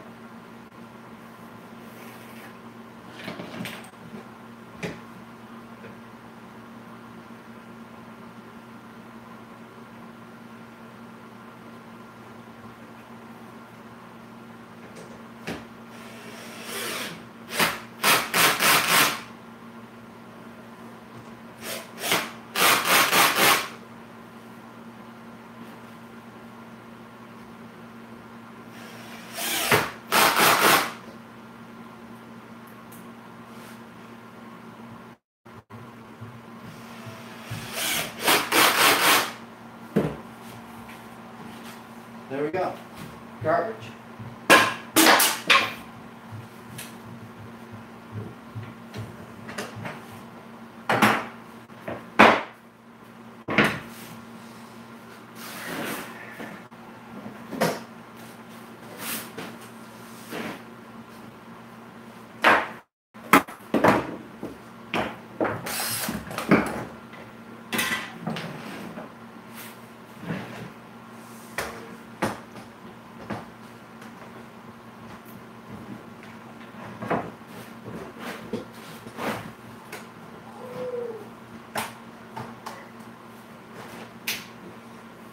The rest of this drawer is crap.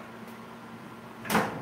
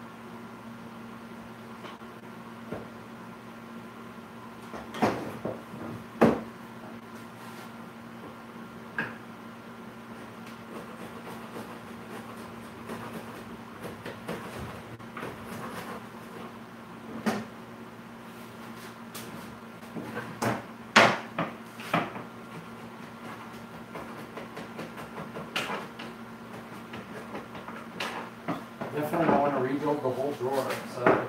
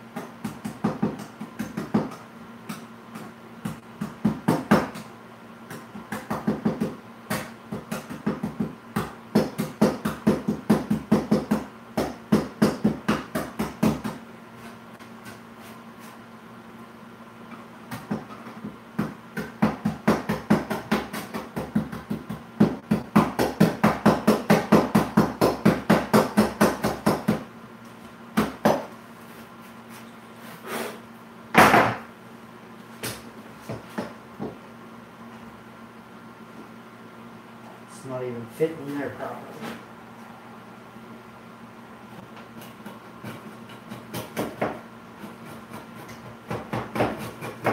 Didn't fit in there properly to begin with.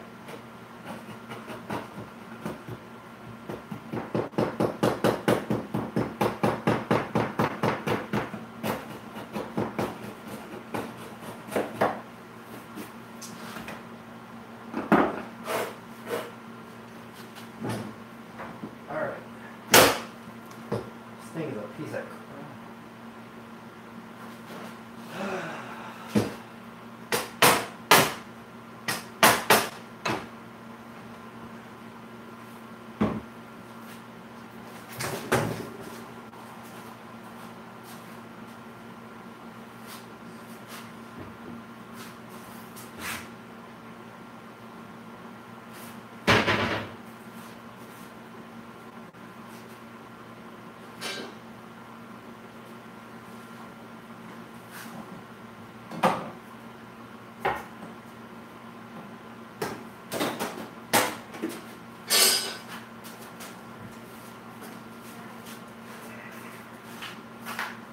All right.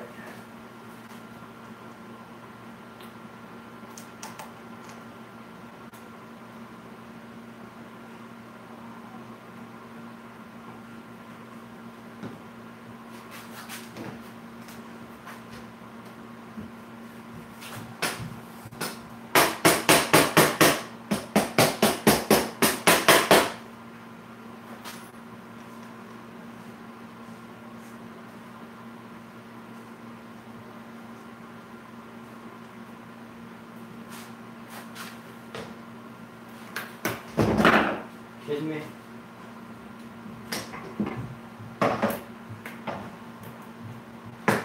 Freaking particle board.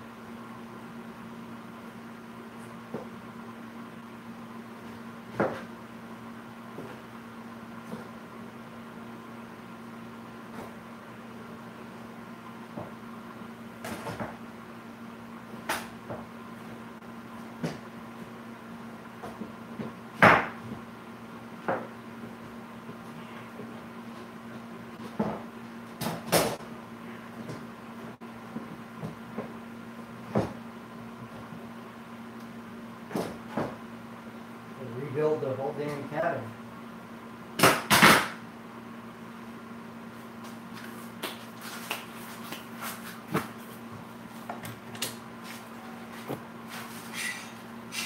Which I have no interest in doing.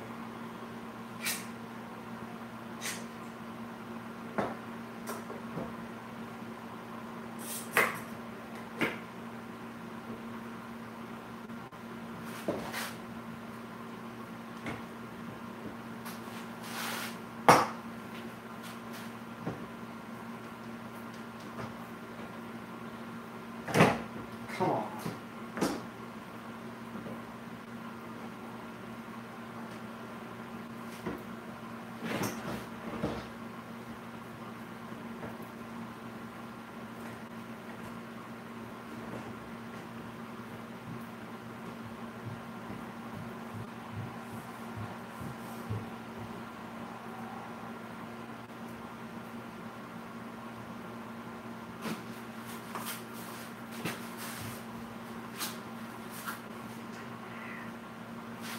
Keep in mind, I'm doing this for free. Because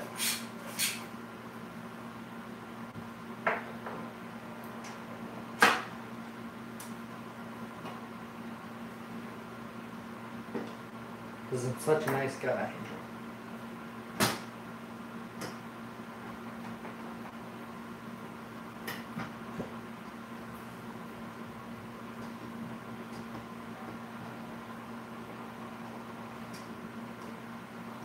Now it's coming together.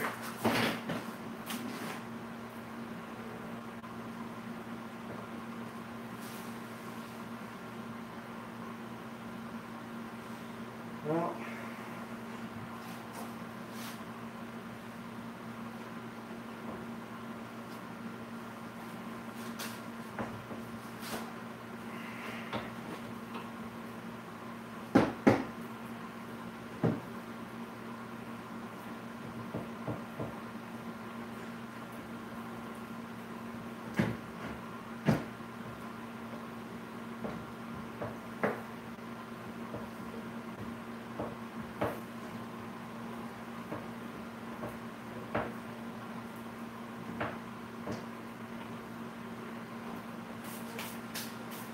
alright, I'm going to put this thing together in pieces. Dang.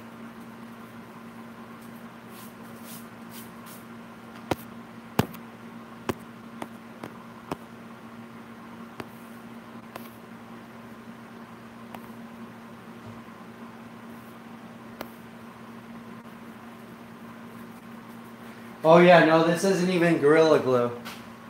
I just used the bottle. It's actually Type Bond.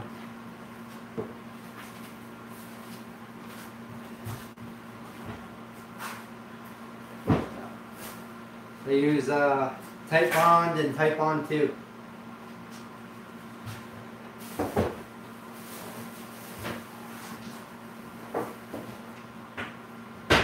I put the regular Type Bond in the regular Type Bond bottle, and then I put Type Bond 2 in the Gorilla bottle so I'd know the difference. But I haven't used Gorilla Glue in a while.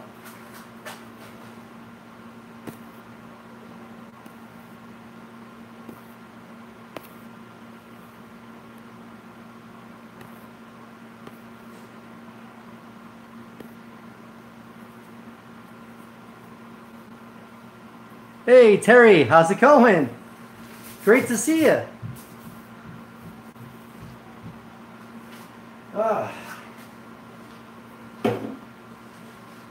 So I'm sitting here fighting my friend's drawers. Yeah, I know that sounds bad. Frickin'. This thing's ridiculous.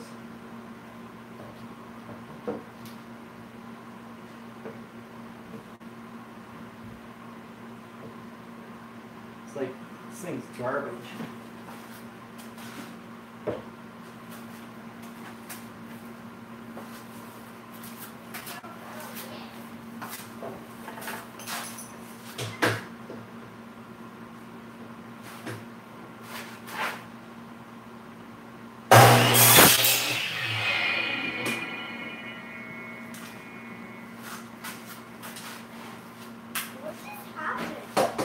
I just cut a piece of wood.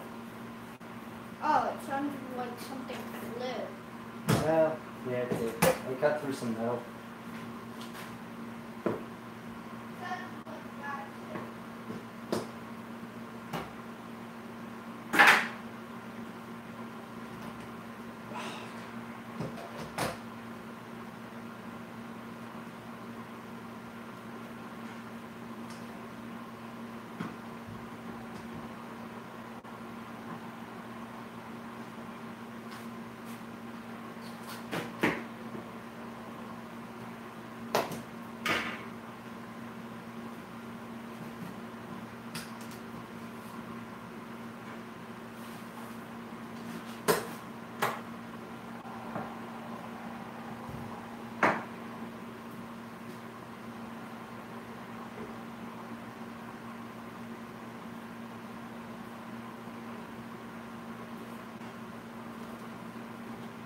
Alright, there we go.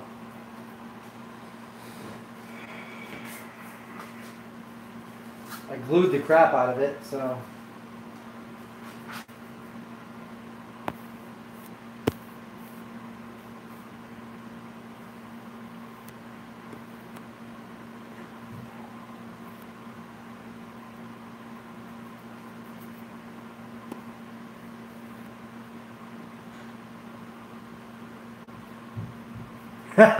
Mustard. Get some mustard. So I made a pretty dang big mess with the glue. That's alright.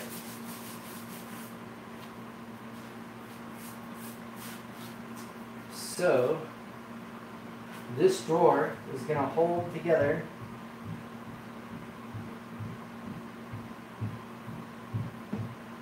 better than it did when they manufactured the damn piece of crap out of MDF. Freaking.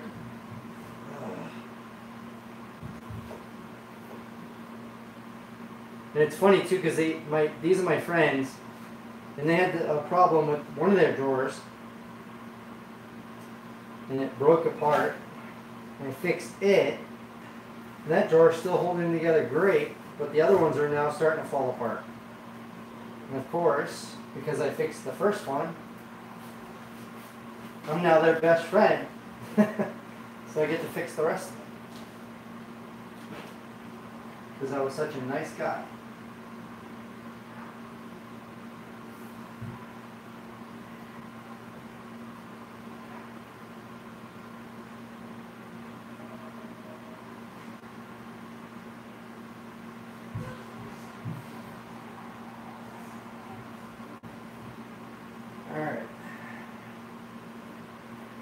this drawer comes apart again, I'll let them blame me so I don't have to fix it again. The drawer's pretty much made of Teflon at this point, so I can imagine it's going to fall apart.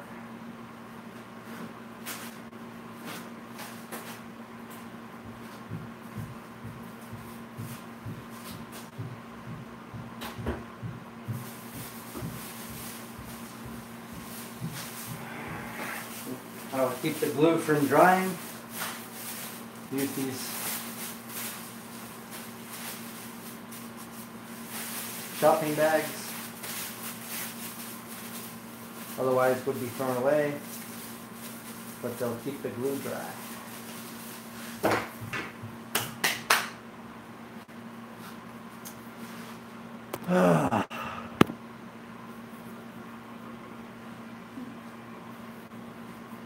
What's next? What else should I do? I think I should put this aside and do something a little more fun.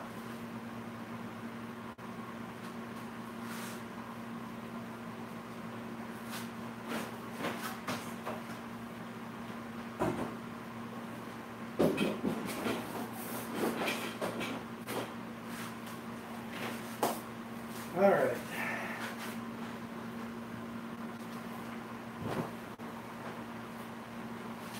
Freaking glue everywhere.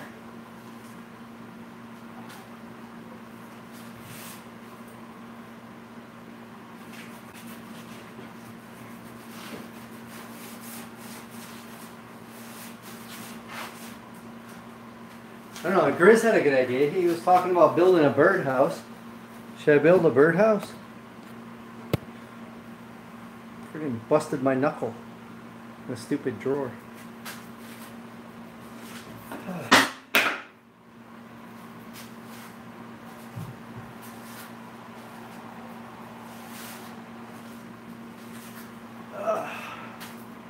Alright, so we made a tabletop and then we fixed my friend's drawers. And I played with my wood on camera. Now I'm peeling dried glue off my fingers. What should I do next? And no, I don't want to electrocute myself. Unless you pay me a lot of money. Then I'll do it.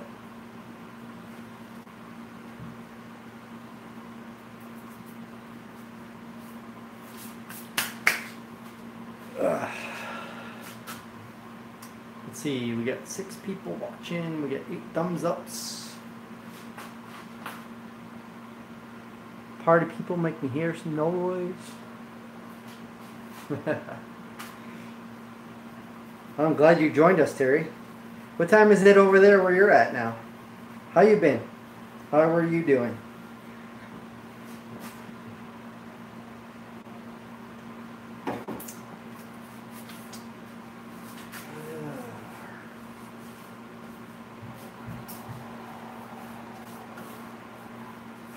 I want to make something.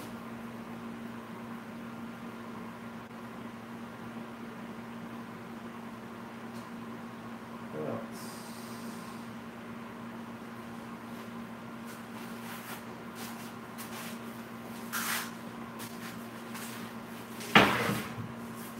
Grizz told me I should make a birdhouse.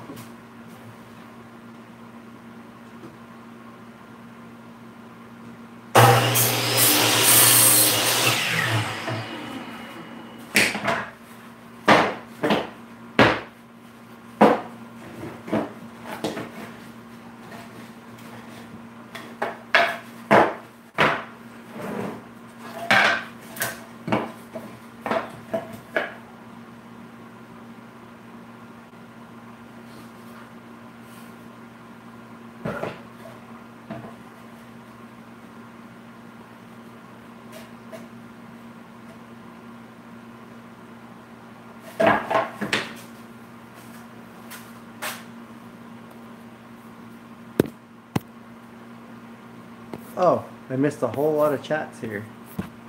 Alright, let me get caught up.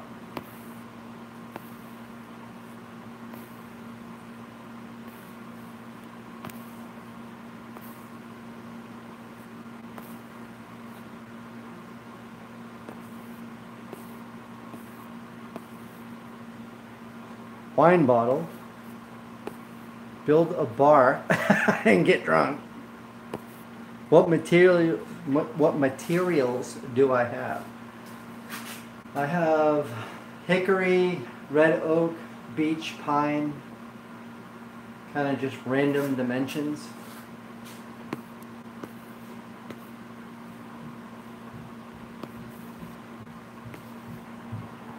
Make something to organize your shop. How about a whole new shop? Do you always listen to Grizz? I listen to him. I don't always do what he tells me to. You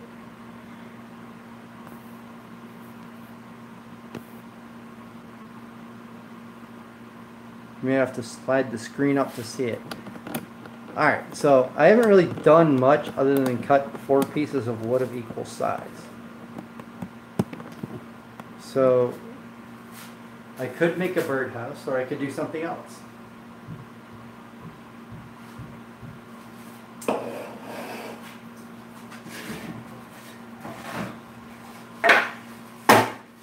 So I now have 4 pieces. Alright, I just broke this one. So actually now a birdhouse would probably be a bad idea because I just broke this.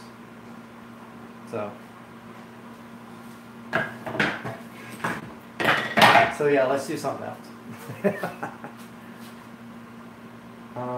Hey, I'll make a flat piece of wood. Done.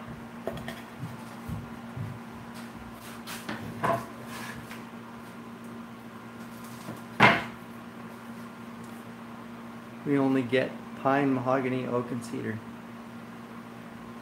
So, yeah, I have a whole boatload of pine. I got there's some beech wood here. I have a couple more pieces like this of beech. I have a boatload of red oak up here. Like, I could build like a shed out of all the red oak I have. Actually, I could build a tiny house. So I got plenty of red oak.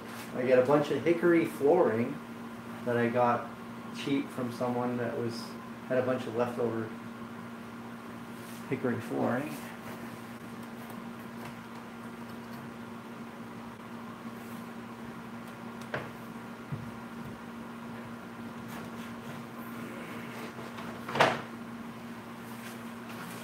That's what this is.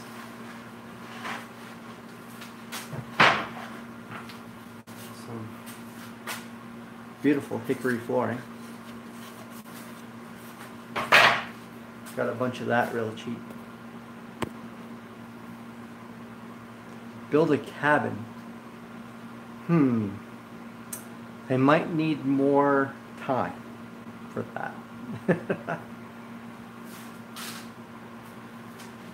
Alright, I'm going to build nothing. It's fine.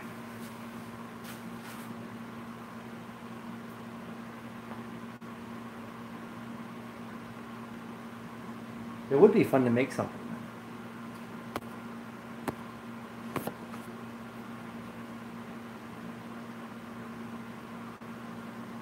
A log cabin birdhouse. That sounds like fun.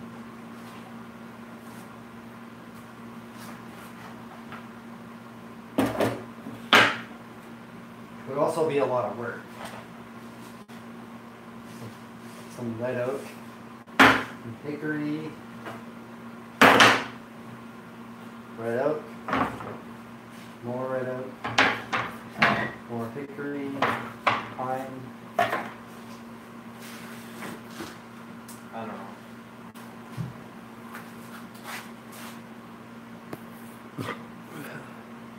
Build a French cleat tool holder.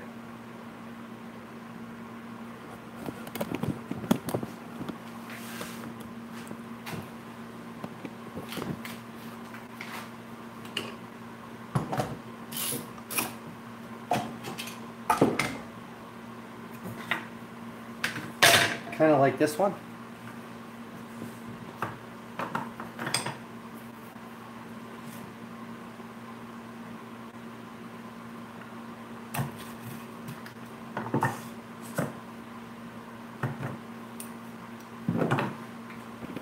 Okay, done. Now what?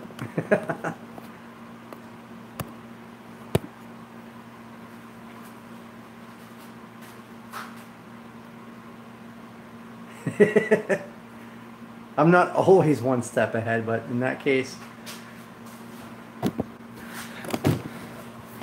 yeah, French cleat. This is actually, well, it's not really meant to hold clamps, but this is meant for putting my hand planes on. French cleat. I have a video on making this. And this little tool holder thing here, this whole thing is on a French cleat. I can lift this whole thing right up and take it off. So yeah, this whole wall is kind of like a French cleat thing. Build a mount to hang the drill on the cleat.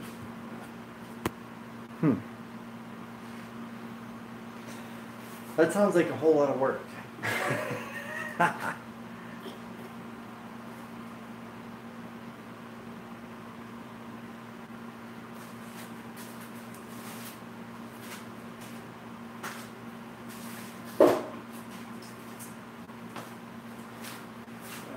Put some of this crap away.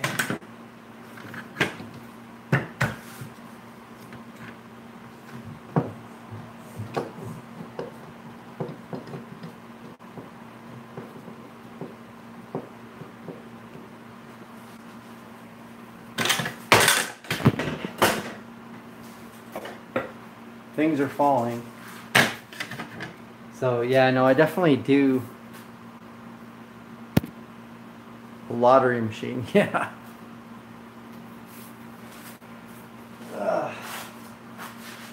Yeah, maybe it's a good time to just stop and hang out.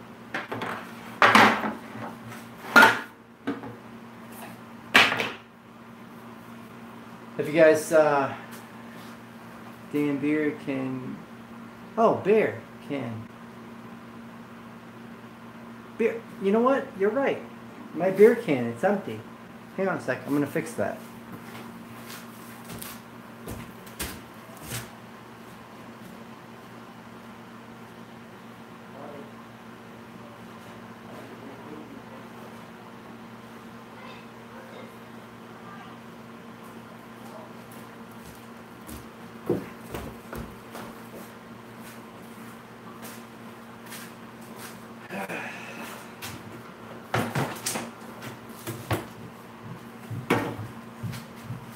At least he's fixed. See, you know what? There you go. I fixed my empty beer can situation. Hey, and to my credit, I did fix my friend's drawer. As much as it was not really that pleasant, actually.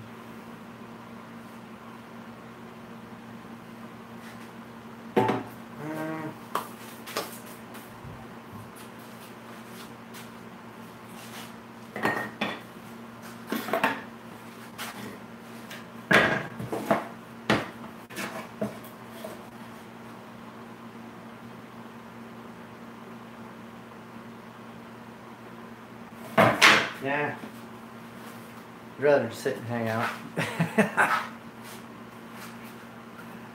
That's a good friend, yeah. Build an outhouse laying on the side. Ah, that's a good point. Yeah, I like that.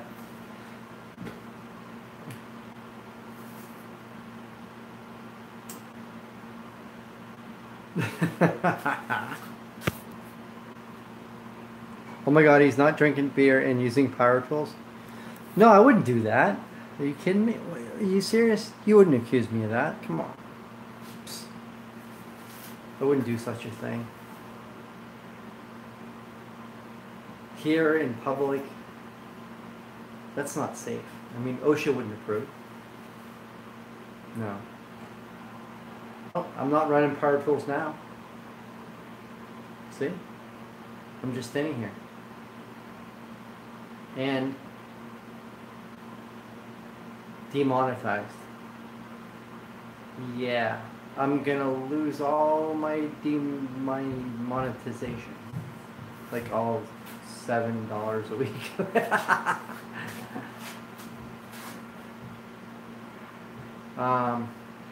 Whoop.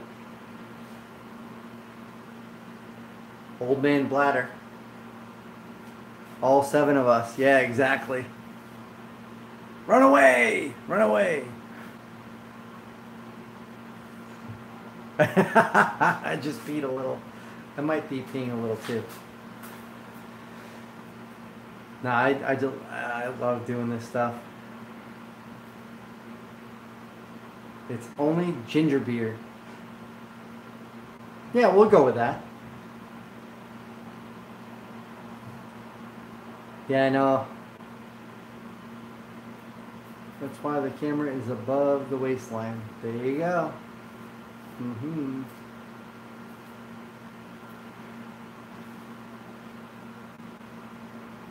Yeah. No more power tools for me tonight. But I have to say, that turned out pretty well. It was a pain in my butt. And I'd really rather not do it again. But I'm probably going to have to. Because they have a lot of crap cabinets. And they beat the crap out of them. So there is that. And I'm probably going to have to fix them again. But that's why I'm their friend. Because I fix stuff for them. Uh-oh. Uh-oh. Old man bladder again. Yeah, that's right. Nature's calling again, and I have to go take a call. I'm going to take that call, and I'll be back. You'll still be here, I hope. Don't go anywhere. Promise? Please? I'll be right back. A few minutes, okay? Cool. See you in a minute. Talk amongst yourselves. All 5 of you. Yes, exactly. Debt-free homesteaders. All 5 of you. And if you want to multiply while I'm gone, that's cool too. Wait, did he do his friend? I'll let everyone else tell you what I did to my friend's drawers while I'm answering this call. Be right back.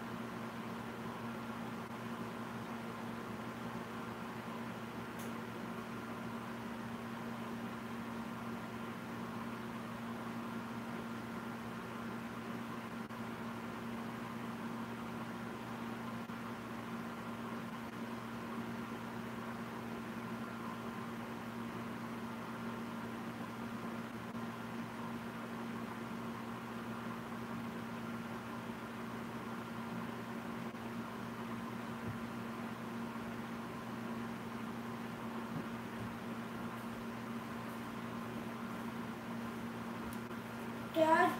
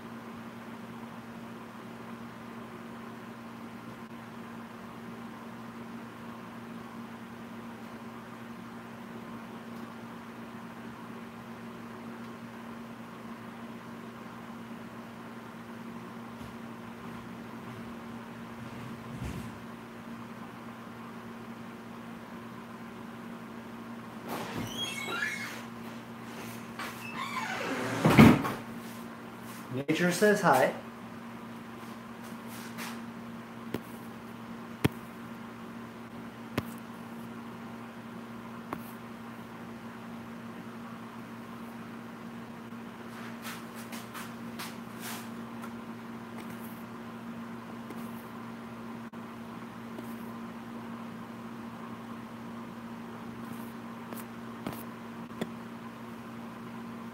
My son came. Kyle! Were you looking for me? Yeah. They told me that you were looking for me. What's up? Oh, the internet for the TV isn't working on the Xbox. It should. But you could turn on the Xbox 360 one. That worked. I can if you bring my computer from the bedroom. Okay.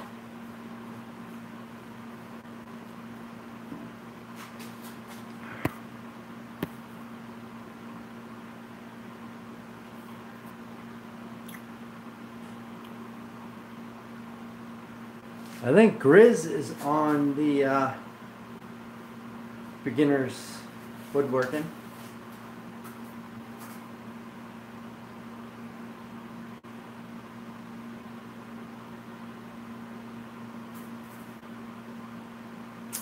The group that she's talking about is on Facebook, Beginner Woodworking. It's a group that I started about a year and a half ago. And I think we got, I don't know, a little over 7,000 members now. It's a Facebook group called Beginner Woodworking. Dad, Oh, bring it over. So you want what? the Xbox 360 internet, because that's the one that worked for the 360 Xbox. Yeppers, love that group. Yeah, that group is the whole reason I'm on Facebook. Love it. I actually joined, I was off Facebook for a long time. I got back on Facebook because I wanted to check out some of the woodworking groups. And hang on a sec. 13866.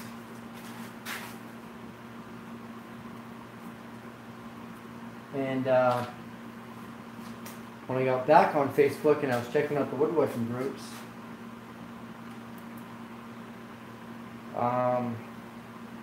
hey Kyle, Yeah. what?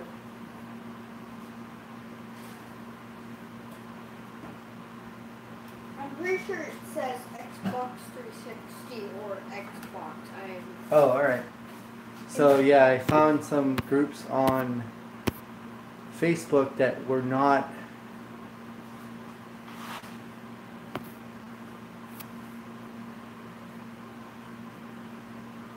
who's that lady standing in the corner of the shop? Alright, you're creeping me out, dude. There's some lady.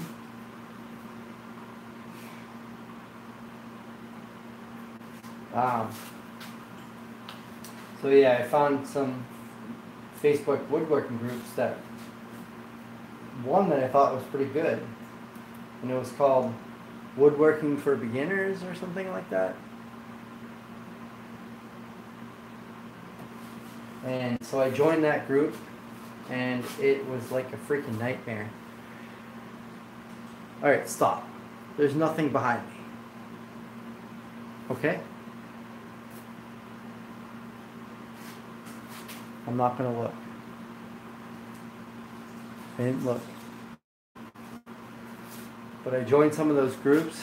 Oh, I joined that particular group, and I didn't do anything wrong. I asked a couple questions, and I ended up getting kicked out of the group for just asking questions, which...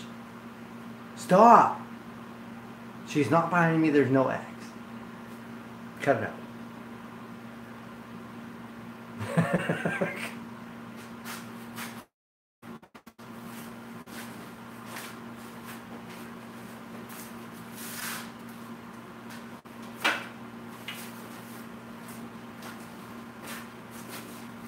Alright, so as I was saying,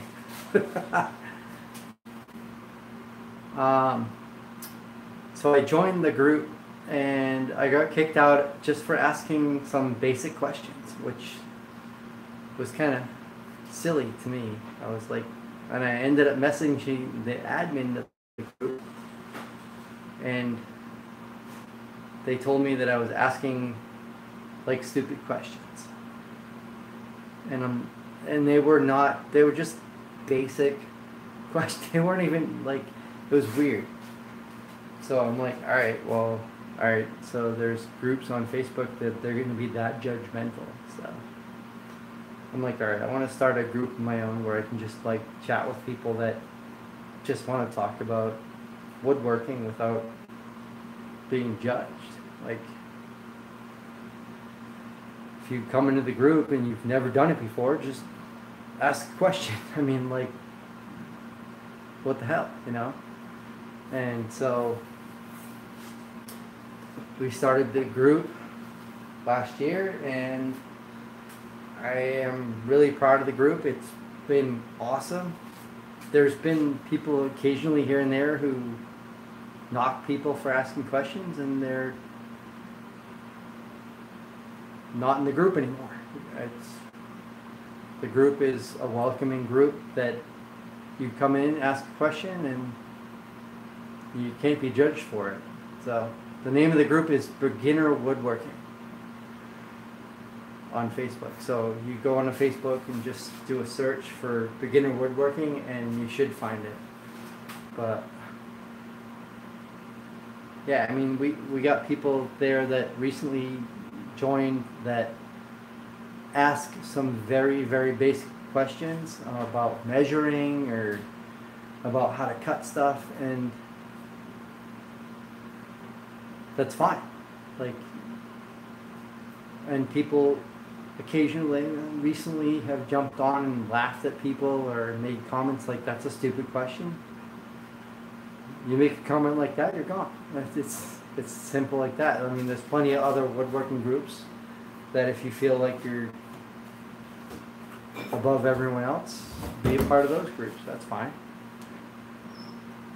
But I definitely delete anyone and block anyone who comes in there acting like they are better than anyone else. Everyone's trying to do what they can. They're trying to enjoy their hobby or trying to get into the hobby, and they're new to it. Don't knock people for trying. I mean, that's ridiculous. So it's just my take on it. And I don't know, the way I see it, it's been pretty good.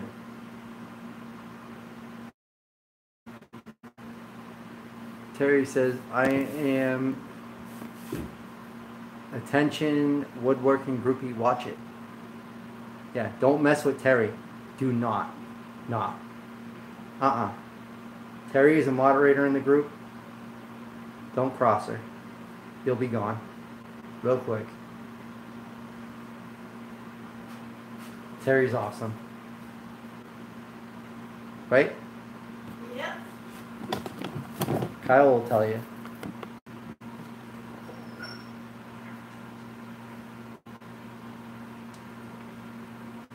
They just said something. Terry is awesome. See? Kyle says Terry's awesome. You can't.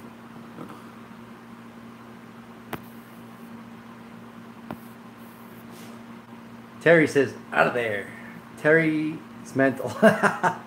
So, quick question. I am going to build a goat shelter, 4x4.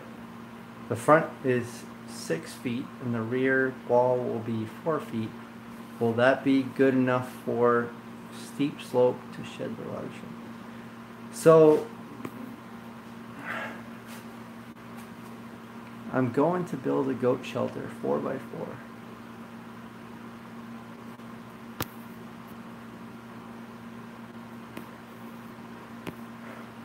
The very minimum you want for a goat shelter is 4 feet.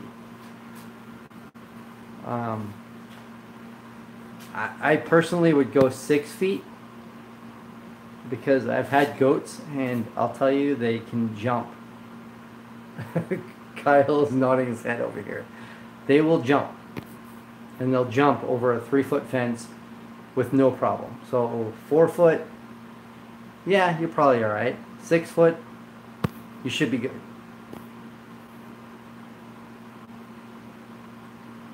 Debt-free homesteaders just applied to join the group. Monty says, who's Terry? Terry will tell you who she is.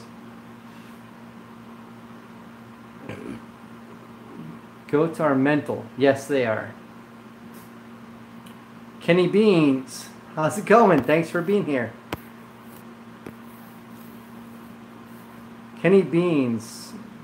Oh yeah, I was just talking to you. Trying to keep up here. So yeah, definitely. So debt-free homesteaders, you just applied to join the group. Let me check it out. Terry's probably already all over it, I'm sure.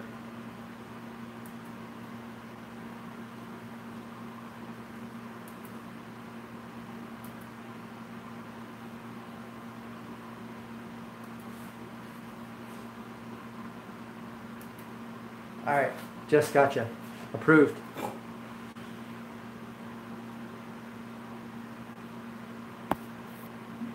Monty says, do you follow PL4? I don't know what's PL4.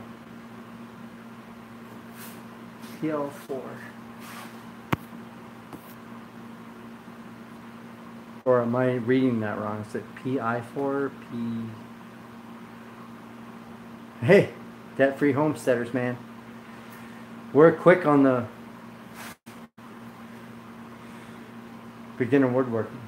We're beginners, but we're quick. We're quick at making mistakes. Oh, pure living for life. Yes. I used to watch their videos, and I haven't watched them in a while. I actually unsubscribed for them because I was subscribed to a lot of channels for a while, so I kind of cleaned up my subscriptions and focused on some of the channels that I'm more closer to as far as chatting with, like Grit and Out of the Woods and the Tradesman channel, and channels that I actually chat with more closely. But I haven't followed them for a little while. Not that I don't like them or anything, but I just haven't followed them. I'm actually curious how they're doing.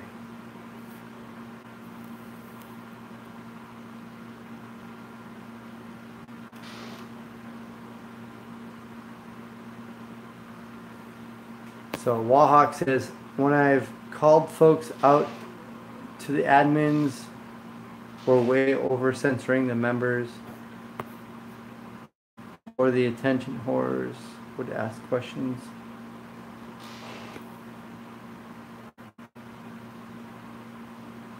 So Wahawk, are you having problems in the beginning woodworking group, or that would be bad if you were? Definitely would want to fix that. Closer niche, yeah, exactly. Monty says they never chat to anyone. Yeah, unfortunately, I mean, it's a big channel, so I can't really knock him for that, because that's a tough thing. When you have like 500,000 subscribers, I mean, that's probably going to be a hard thing to try to respond to everyone, but. Well, you could put it on slow-mo. No, I'm talking about like on your videos and stuff. Big channel, big project. I mean, they talk to nobody. Yeah, see, if it got to the point where I had so many people commenting that I couldn't keep up, that means the channel's probably big enough where I should probably be focusing on answering them all, because at that point, if you have that many comments, you're probably making a living on it. And I don't know, I guess you're right. I mean, they probably should do that too. Monty says Wrangler Star talks to us. Dude, Cody, love that guy. A lot of people don't like him, but he's a real dude. Like he'll tell you how it is. He'll call you out if he don't like you. He'll tell you like if you're being a jerk, and he doesn't hide anything. He's like straight up, you know what I mean? And I respect that. Like he's got 1 million subscribers. People love him. I mean, he's a straight up dude. Like he does what he does every day. He posts it. It's not like he plays something he's not. He posts stuff he does. He doesn't tell people what to do. But a lot of people give him a hard time. And you know what? The reason they give him a hard time? Because he's so popular. And you know what? Tough. I mean, you don't like it, don't watch it. But he's got a lot of fans. Grizz says, I don't do drama groups or know it all groups. Yeah, no, Grizz, I think you're in the beginner woodworking group, but if you're not, definitely check it out. That's a group that you will not see that stuff. And if you do, it will go away real fast. Terry and I and Derek and Gene Chambers, another admin of the group, we will all make sure that they go away quick. Doug and Stacy, yeah, they're another good channel.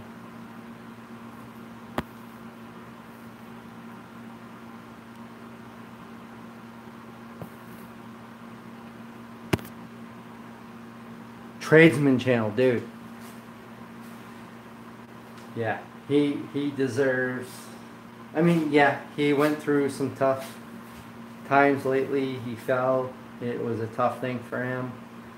Terry, if you haven't checked him out yet, the Tradesman channel, awesome channel. If you're into woodworking, he is building a timber frame barn, and that's kind of like his key thing that he's doing lately.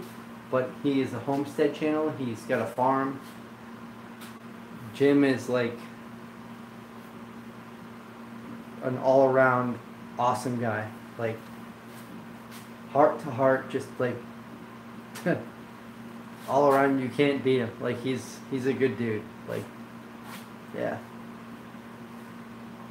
And he's just a few hundred miles from here. and he was telling me he was going to be coming through New Hampshire on a vacation. So I'm hoping to meet up with him and shake hands with him and stuff, and I think that would be pretty awesome. But he's definitely a good guy, somebody definitely to follow.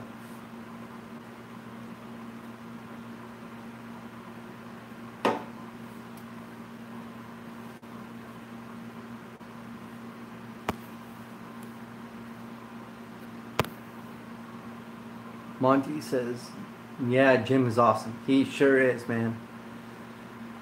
No doubt. No doubt.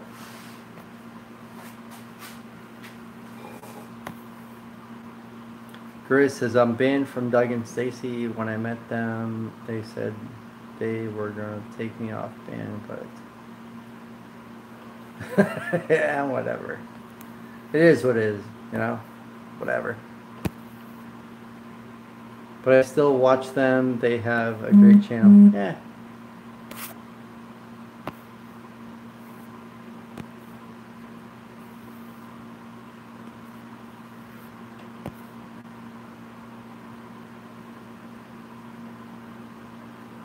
Debt-free homesteaders. Yeah, I know. I definitely know that you talk to Jim, and Jim talks about you.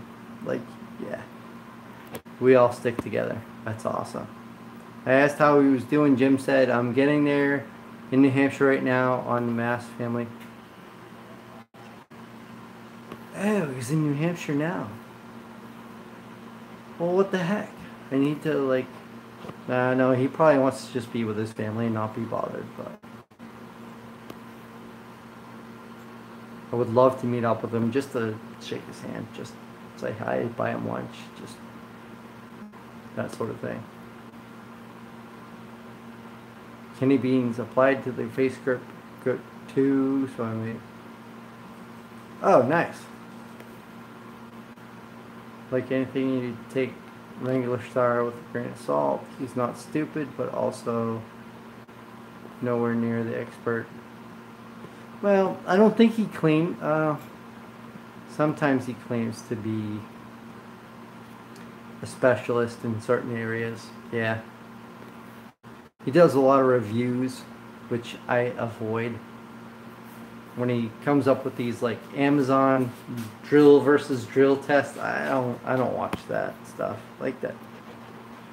I don't buy into that. Those tests don't make sense. But a lot of people do, and I see why he does it. Monty says, I think if you do what you do, Mike, interact with us, you get more respect. Oh, thank you, Monty. No, you know, it's funny. It's like I don't do any of this stuff to get attention or views or try to make money. I just love doing it. I just like chatting with Terry knows. I mean, Terry will tell you. I started the group on Facebook. We got what 7,400 members or whatever.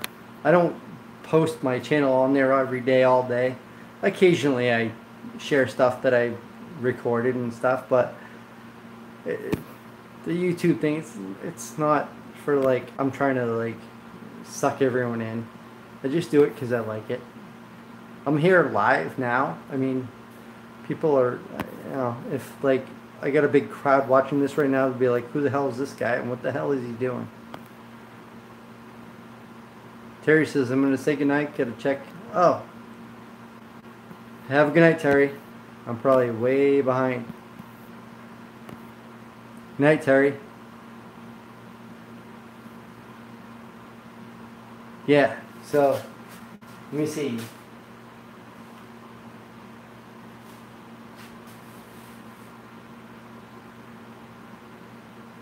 Oh, Kenny Beans.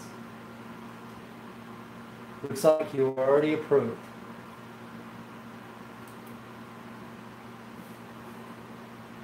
Looks like Terry already approved you, buddy.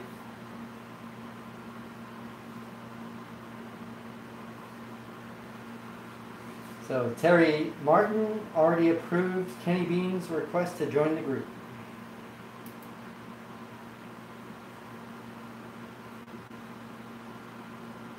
Awesome.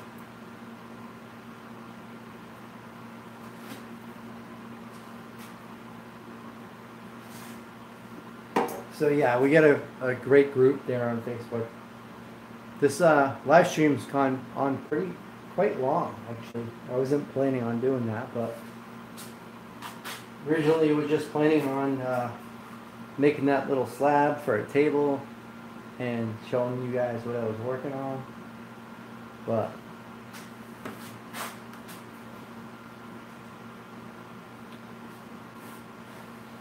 we're still here chatting. And let's see. Wallhawk says he makes his living off his channel, so his content and some knowledge. Yeah, I mean, he does. Like, his whole living is off making that channel. I mean, he's doing reviews on a lot of products on Amazon. He posts links to his Amazon Associates account. I mean, and he's got 1 million subscribers. Like, he's probably making good money on doing that. Like, I can't blame him. I would do the same damn thing. So I continue to follow him. I mean, can't blame him for that.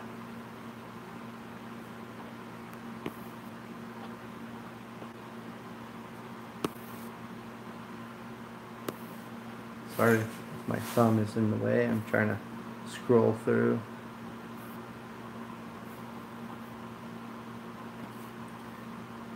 Allegedly, he pulls around 600K. You know, and if you were, would you stop? Just saying, you put yourself in another man's shoes. Can't judge him. You know what I'm saying? Like, if what you were doing was producing that, would you stop doing it? Just saying.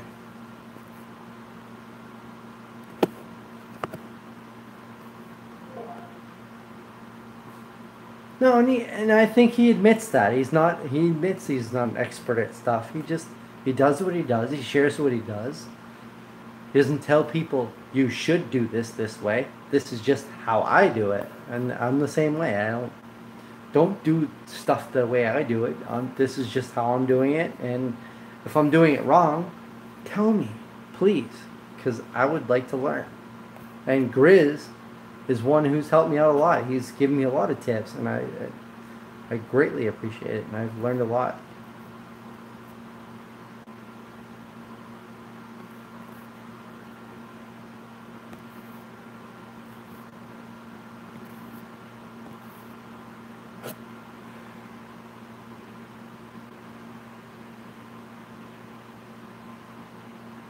Yeah, like Chris says, if you get big, you're bound to get disconnected. You know, and I can't imagine that happening. I'm pretty sure that's never going to happen to me, so I'm not going to worry about it. And you didn't build Grizz's birdhouse. You broke. I did break it, Grizz. I'm sorry. I apologize. I'll make it up to you.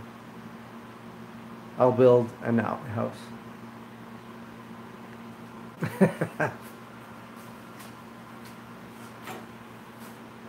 Kyle. So you guys always pick on me for falling asleep on a live stream.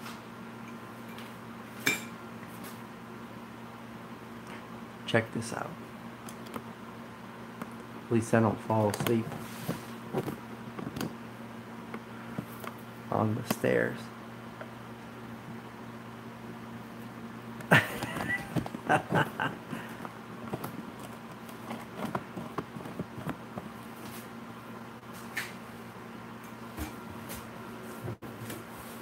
Kyle? Hey, Kyle. I'll be back in just a minute.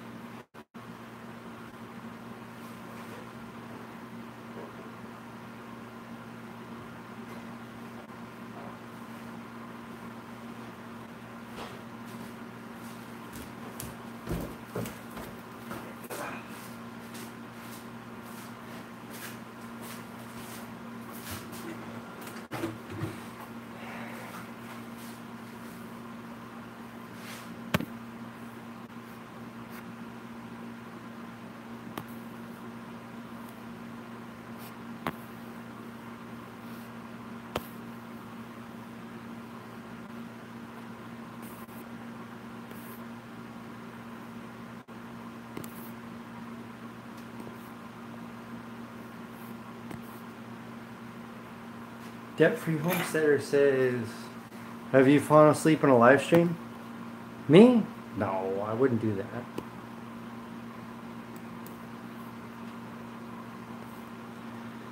I did see the outhouse Grizz built, and it is bigger than mine.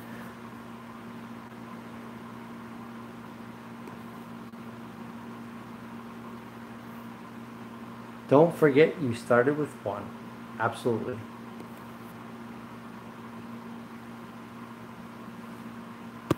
So Monty says, Mike, what got you into joinery? Well,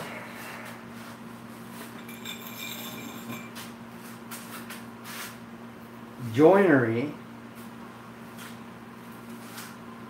is woodworking, which is what got me into woodworking. My father got me into woodworking. My father mentioned woodworking to me, and I was interested. So I started Googling it and looking into it. And I've previously built a lot of things like porches and just whatever, just things that I had to build for the sake of like working on my house and that sort of thing. A deck and a porch and doorways and stairs and a porch. And then my father mentioned he was interested in woodworking. I was like, oh, that's kind of, okay, let me put woodworking. How does that differ from any other building? So he mentioned furniture and that sort of thing. So I started looking into it, and then I was like, that's kind of cool. So I started trying to build a few things and stuff, and it was a lot of fun. And I had fun with it, and then I thought, you know what, I actually didn't spend a whole lot of time with my father doing a lot as a kid. And I thought, he's about to retire, so maybe if I got into woodworking and put a shop together, maybe we could, me and my father, could work together in the shop and build furniture and just have fun and just kind of get acquainted and hang out and bond and, like, you know, in his retirement and that sort of thing. And he retired early last year, and then in the fall he had a stroke and passed away. So kind of never happened. So I've been full force into just trying to do woodworking for myself, and I really enjoy it. And yeah, so I would never not do it. I really enjoy doing it. And I know my father did, so.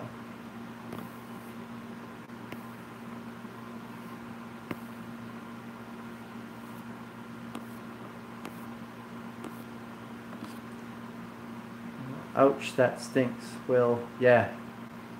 Oh, yeah. I mean, yeah. It definitely burned. It definitely sucked a lot. Because I was really looking forward to, when my father retired, him coming up here. Because I grew up in Massachusetts, and that's where he lived. And and he has 3 grandkids. The only 3 grandkids he has is Emma, Ryan, and Kyle. And so the way I saw it is, you know, he talked a lot about moving up to New Hampshire after he retired. And so my thought was, like, great, he's going to move up to New Hampshire when he retires. Me and him will do some woodworking together. He talked a lot about restoring furniture, and he really had a passion for doing that. And I know my kids loved him so much. And then that all happened, and so that kind of squashed that whole dream of all that happening. But you know, life happens. And I'm not going to stop doing it for all that, but yeah, it was definitely a tough time for a while. If you've been following the channel for the past year or so, you've probably seen some of that. It was it was tough.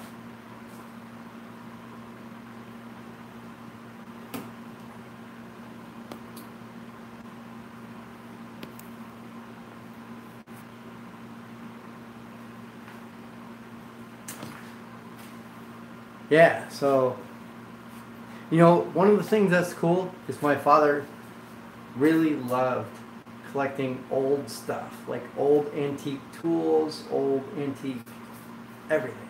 And when we went down there to empty his house and clear everything out, it's pretty cool. Like, I mean, this is an old square. Like, this came from his house. It's just a couple pieces of wood screwed together, probably who knows how long ago. And like, there's so many things. Like, he had an awesome bear can collection that went back like 100 years. I have all those downstairs in the basement. I have a refrigerator from like the 1930s. You know, he was definitely somebody who loved to collect things. Monty says no. Yeah, no, yeah. If you go,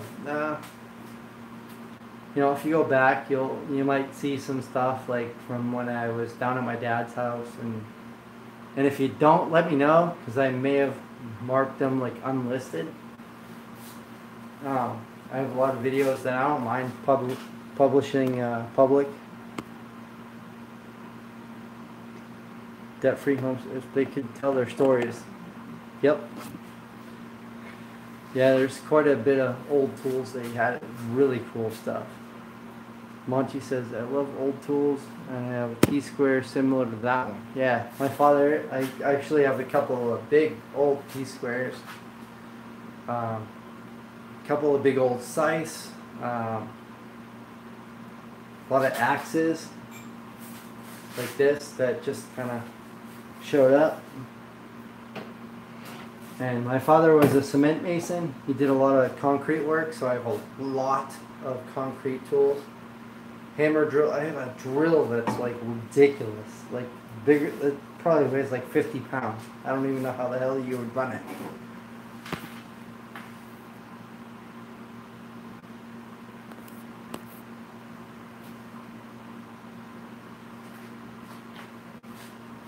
So yeah, no, it's one of those things where,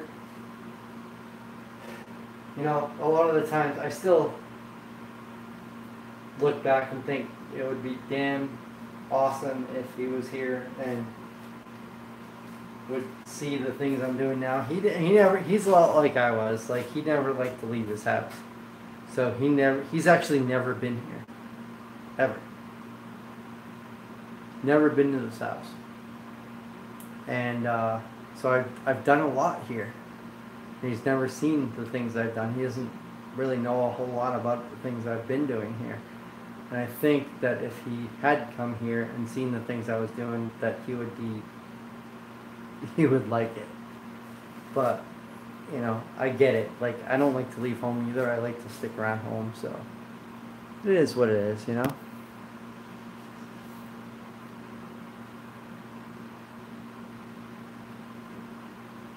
Yeah, make those videos, man.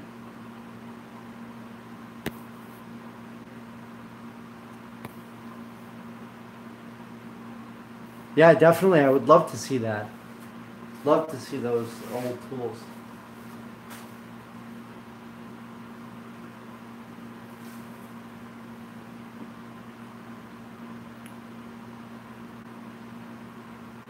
Cut it out. There's nobody over there. Oh, freaking.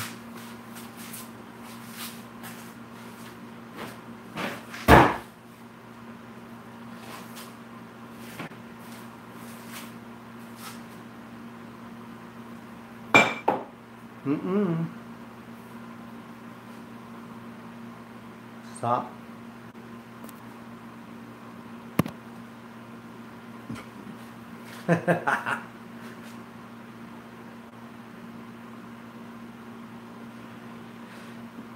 Well, it sounds like I was close to my father, but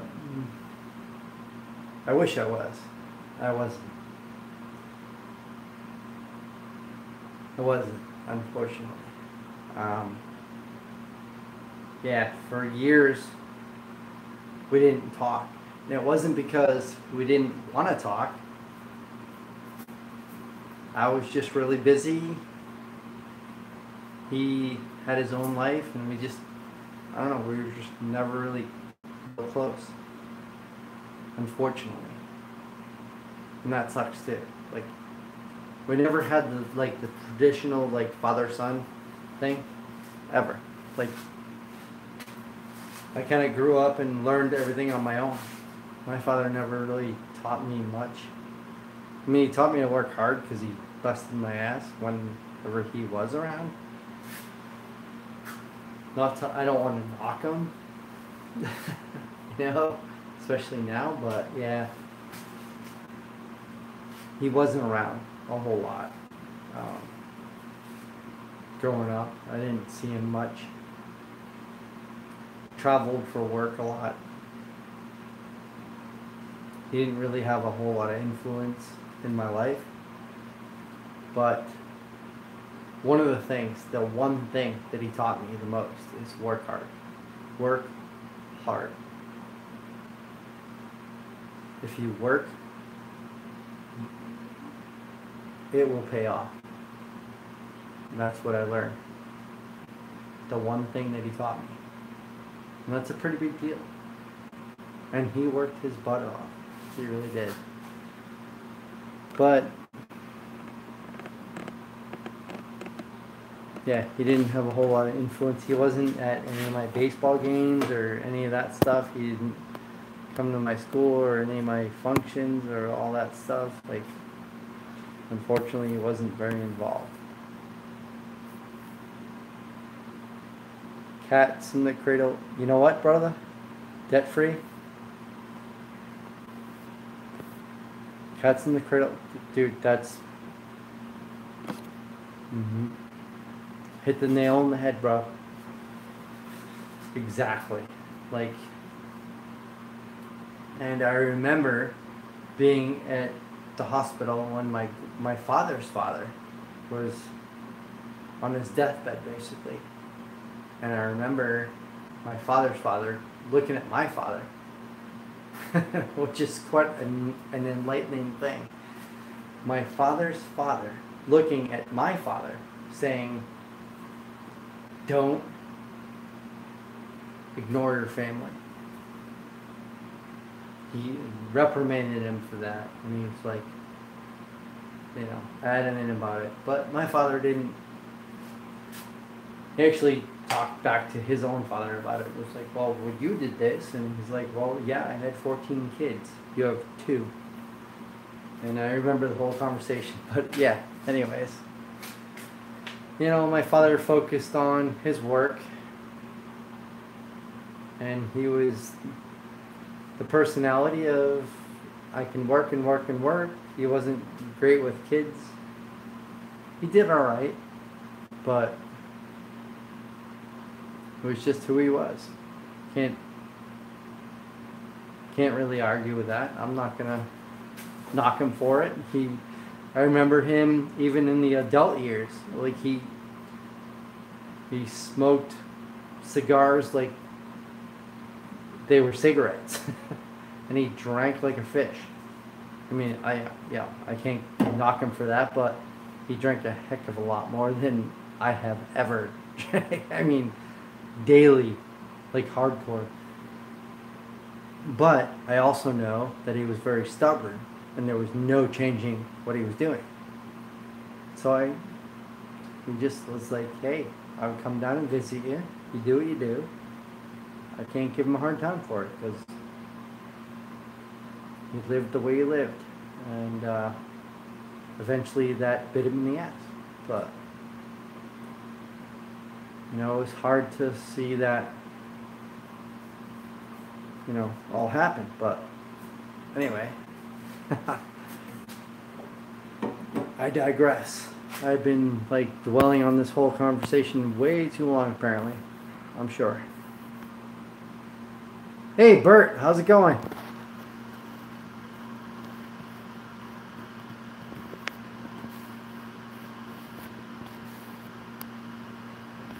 Debt free. I'm really close to my kids and my wife. Bro, I am 150% with you on that. My relationship with my kids is totally different from the relationship I had with my father. Quite different. Monty, you are on point.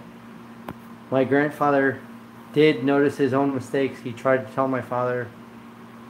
My father was stubborn and didn't listen, and that's fine. I mean, I don't knock him because he was raised a certain way. You know, I'm really not that judgmental of a person. Like, I look back, I look at the truth of people. Like, he was raised in a way. I can't knock him for, you know, the way he was raised a certain way. And that's the way, you know. We're all friends more than we are family. Sounds like my mom. Stubborn alpha, yeah.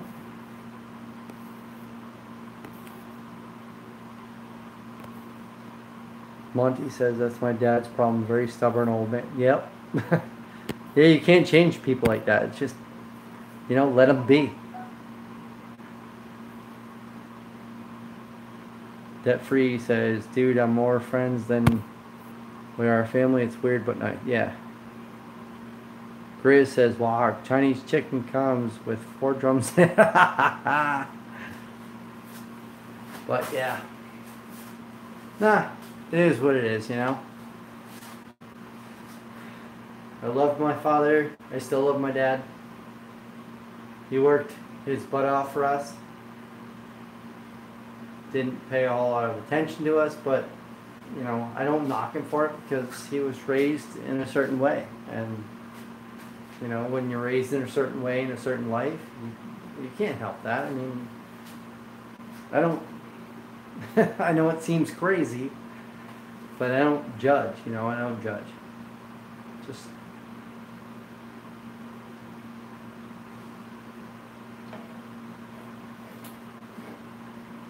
they tend to lack feathers.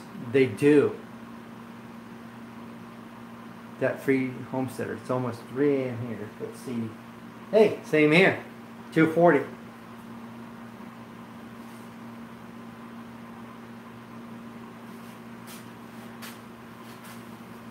But yeah, I know it's actually a fun chat to have. It's been a long year this year. I say this year, but the last 12 months. Oh. Read again. It's 12:40 in Utah. Okay, what the hell? It's almost 3 a.m. there. Oh, there. Gotcha. Yes. You're right. 12:40 in Utah. You know what? I'm going to live on that time then. 12:40. It's 12:40 here then. Let's go with that. Bert says, I'm 78-year-old bachelor who is closer to his YouTube acquired family than his cousins. Bert, my father was 62. September 30, 2017. He had a stroke and passed away. You never know what's going to happen. Live your life to the fullest. Be happy. Love your family. Take care of the people that are close to you. Don't take advantage of anything, because tomorrow may never come. You never know. And that's okay, because that's life. and as you get older, I can't tell anyone on this channel here that, but you really kind of start learning that. It's like, I'm in my 40s. I may not wake up tomorrow, but at least I can say I had fun today, right? That's what you gotta do. Have fun today. Don't count on tomorrow. Don't. Have fun today. That's important. Love your family today. It's just the way I see it. That's just, I don't know. Sounds a little bit like emotional, but that's true. Is your son still crashed? No, he's not. No, he's not. Nope. No, I went over and I talked to him, and my wife's, she's been laying in bed since like early evening. She wasn't feeling well, and I knew when I went in there earlier, she was like, will somebody come lay with me? And then when Kyle was falling asleep there, I was like, dude, I know your mom would love if you went and laid with her. And she just was having it. So I brought him in there. She loved it. He loved it. They're sleeping in there now. And they're both like in seventh heaven now.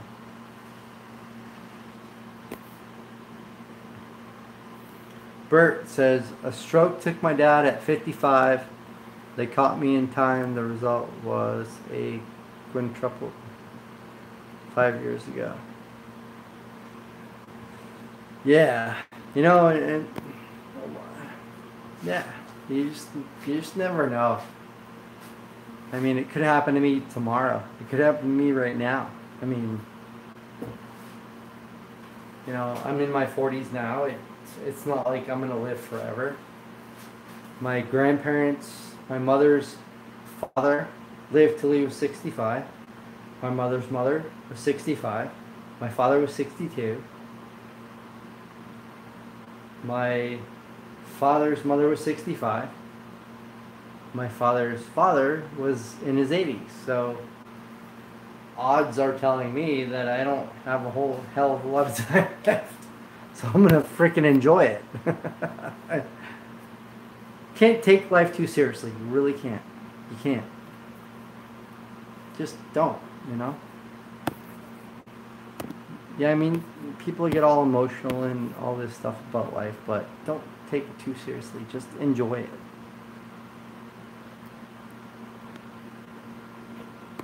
Monty says, oh my God, Bert, you're scaring me. Don't die on the live feed. All right, how about this? I promise I won't die right now. Okay, I can't promise that, but I'm going to try.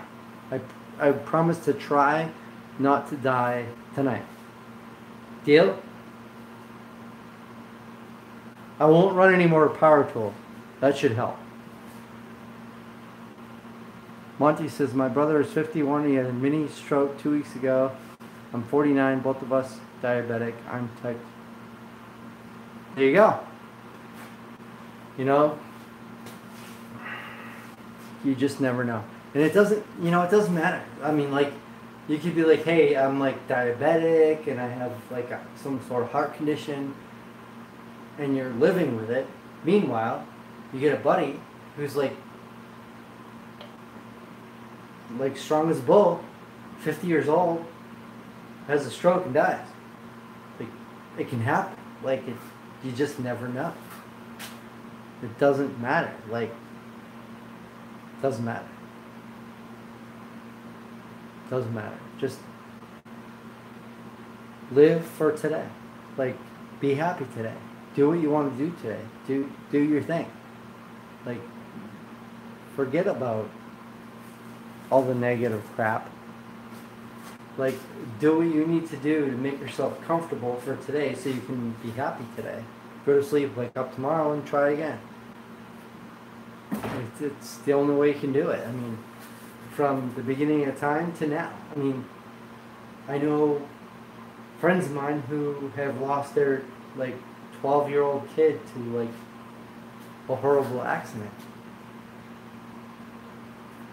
Like, you just never know. And it sounds horrible, and I don't want to talk about that stuff, but it's just,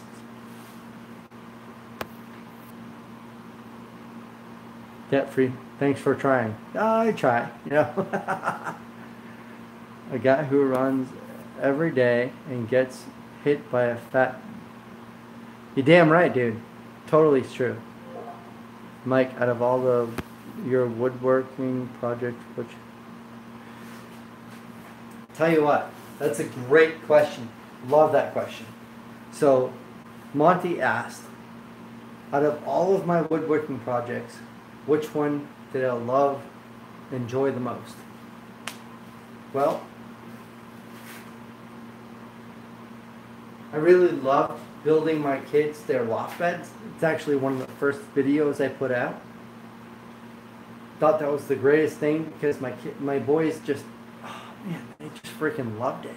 Like, they climbed up in their beds and they were just like, man, this is awesome. Like, I can be up above my room. But then, recently, I built a table with my teenage boy. Just him and I, quiet at night. We stayed up all night. One night, just finishing a piece of live edge wood. Had a great time. We had talked about a lot of things and just had a blast, just the two of us. And that is my favorite woodworking project because me and him really got to just chat. My father and I never did that, ever. Not once. And I'll do it again. I can't wait to do it again. So we got to do that. The table doesn't matter much, but the time that we spent together, that was awesome. So that is my favorite woodworking project.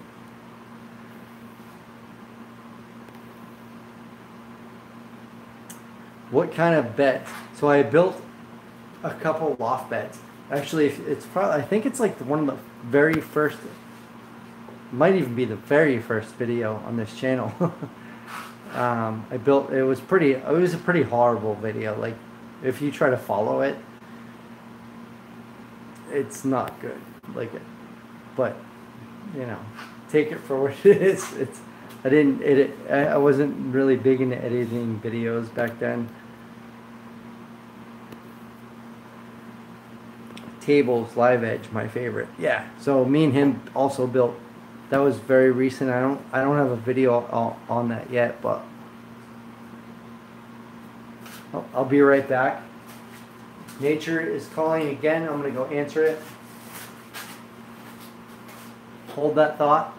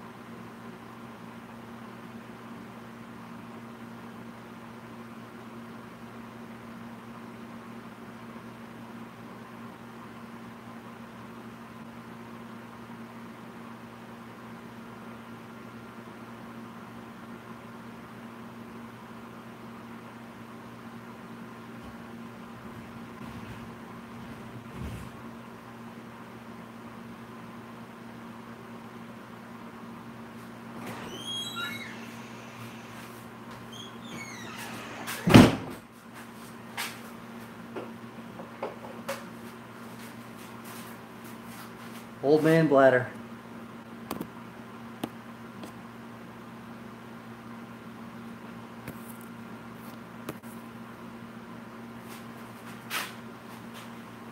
Actually, we should watch the chat on here.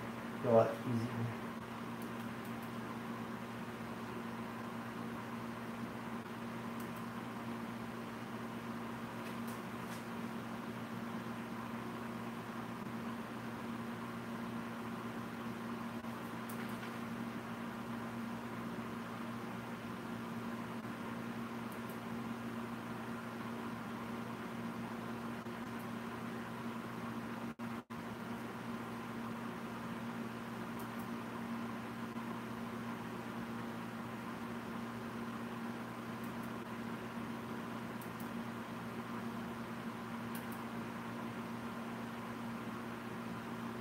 There we go.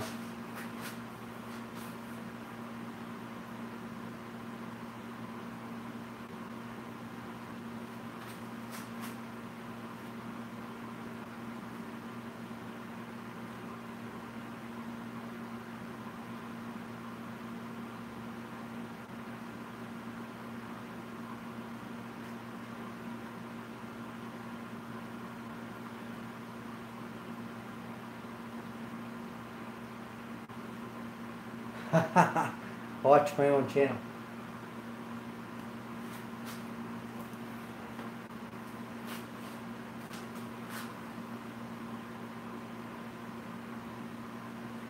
So, yeah, it's almost 3 o'clock in the morning. Wow.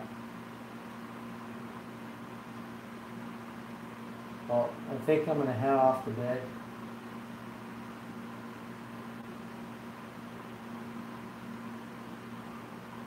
It definitely is easier to read comments on the laptop. But, yeah, I'm definitely going to head off to sleep.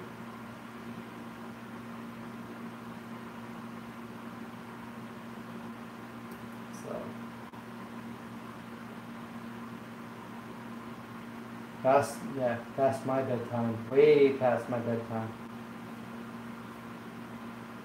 So.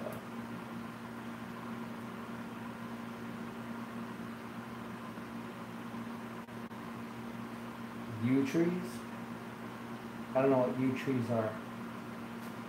But yeah, I'm gonna take off, head off to bed, get up in the morning, and get a lot of work done. So get some wood milled and wood split and cut and stacked. So I appreciate everyone who stuck around and chatted with me. Have a good night. And we will definitely talk to you on the next one.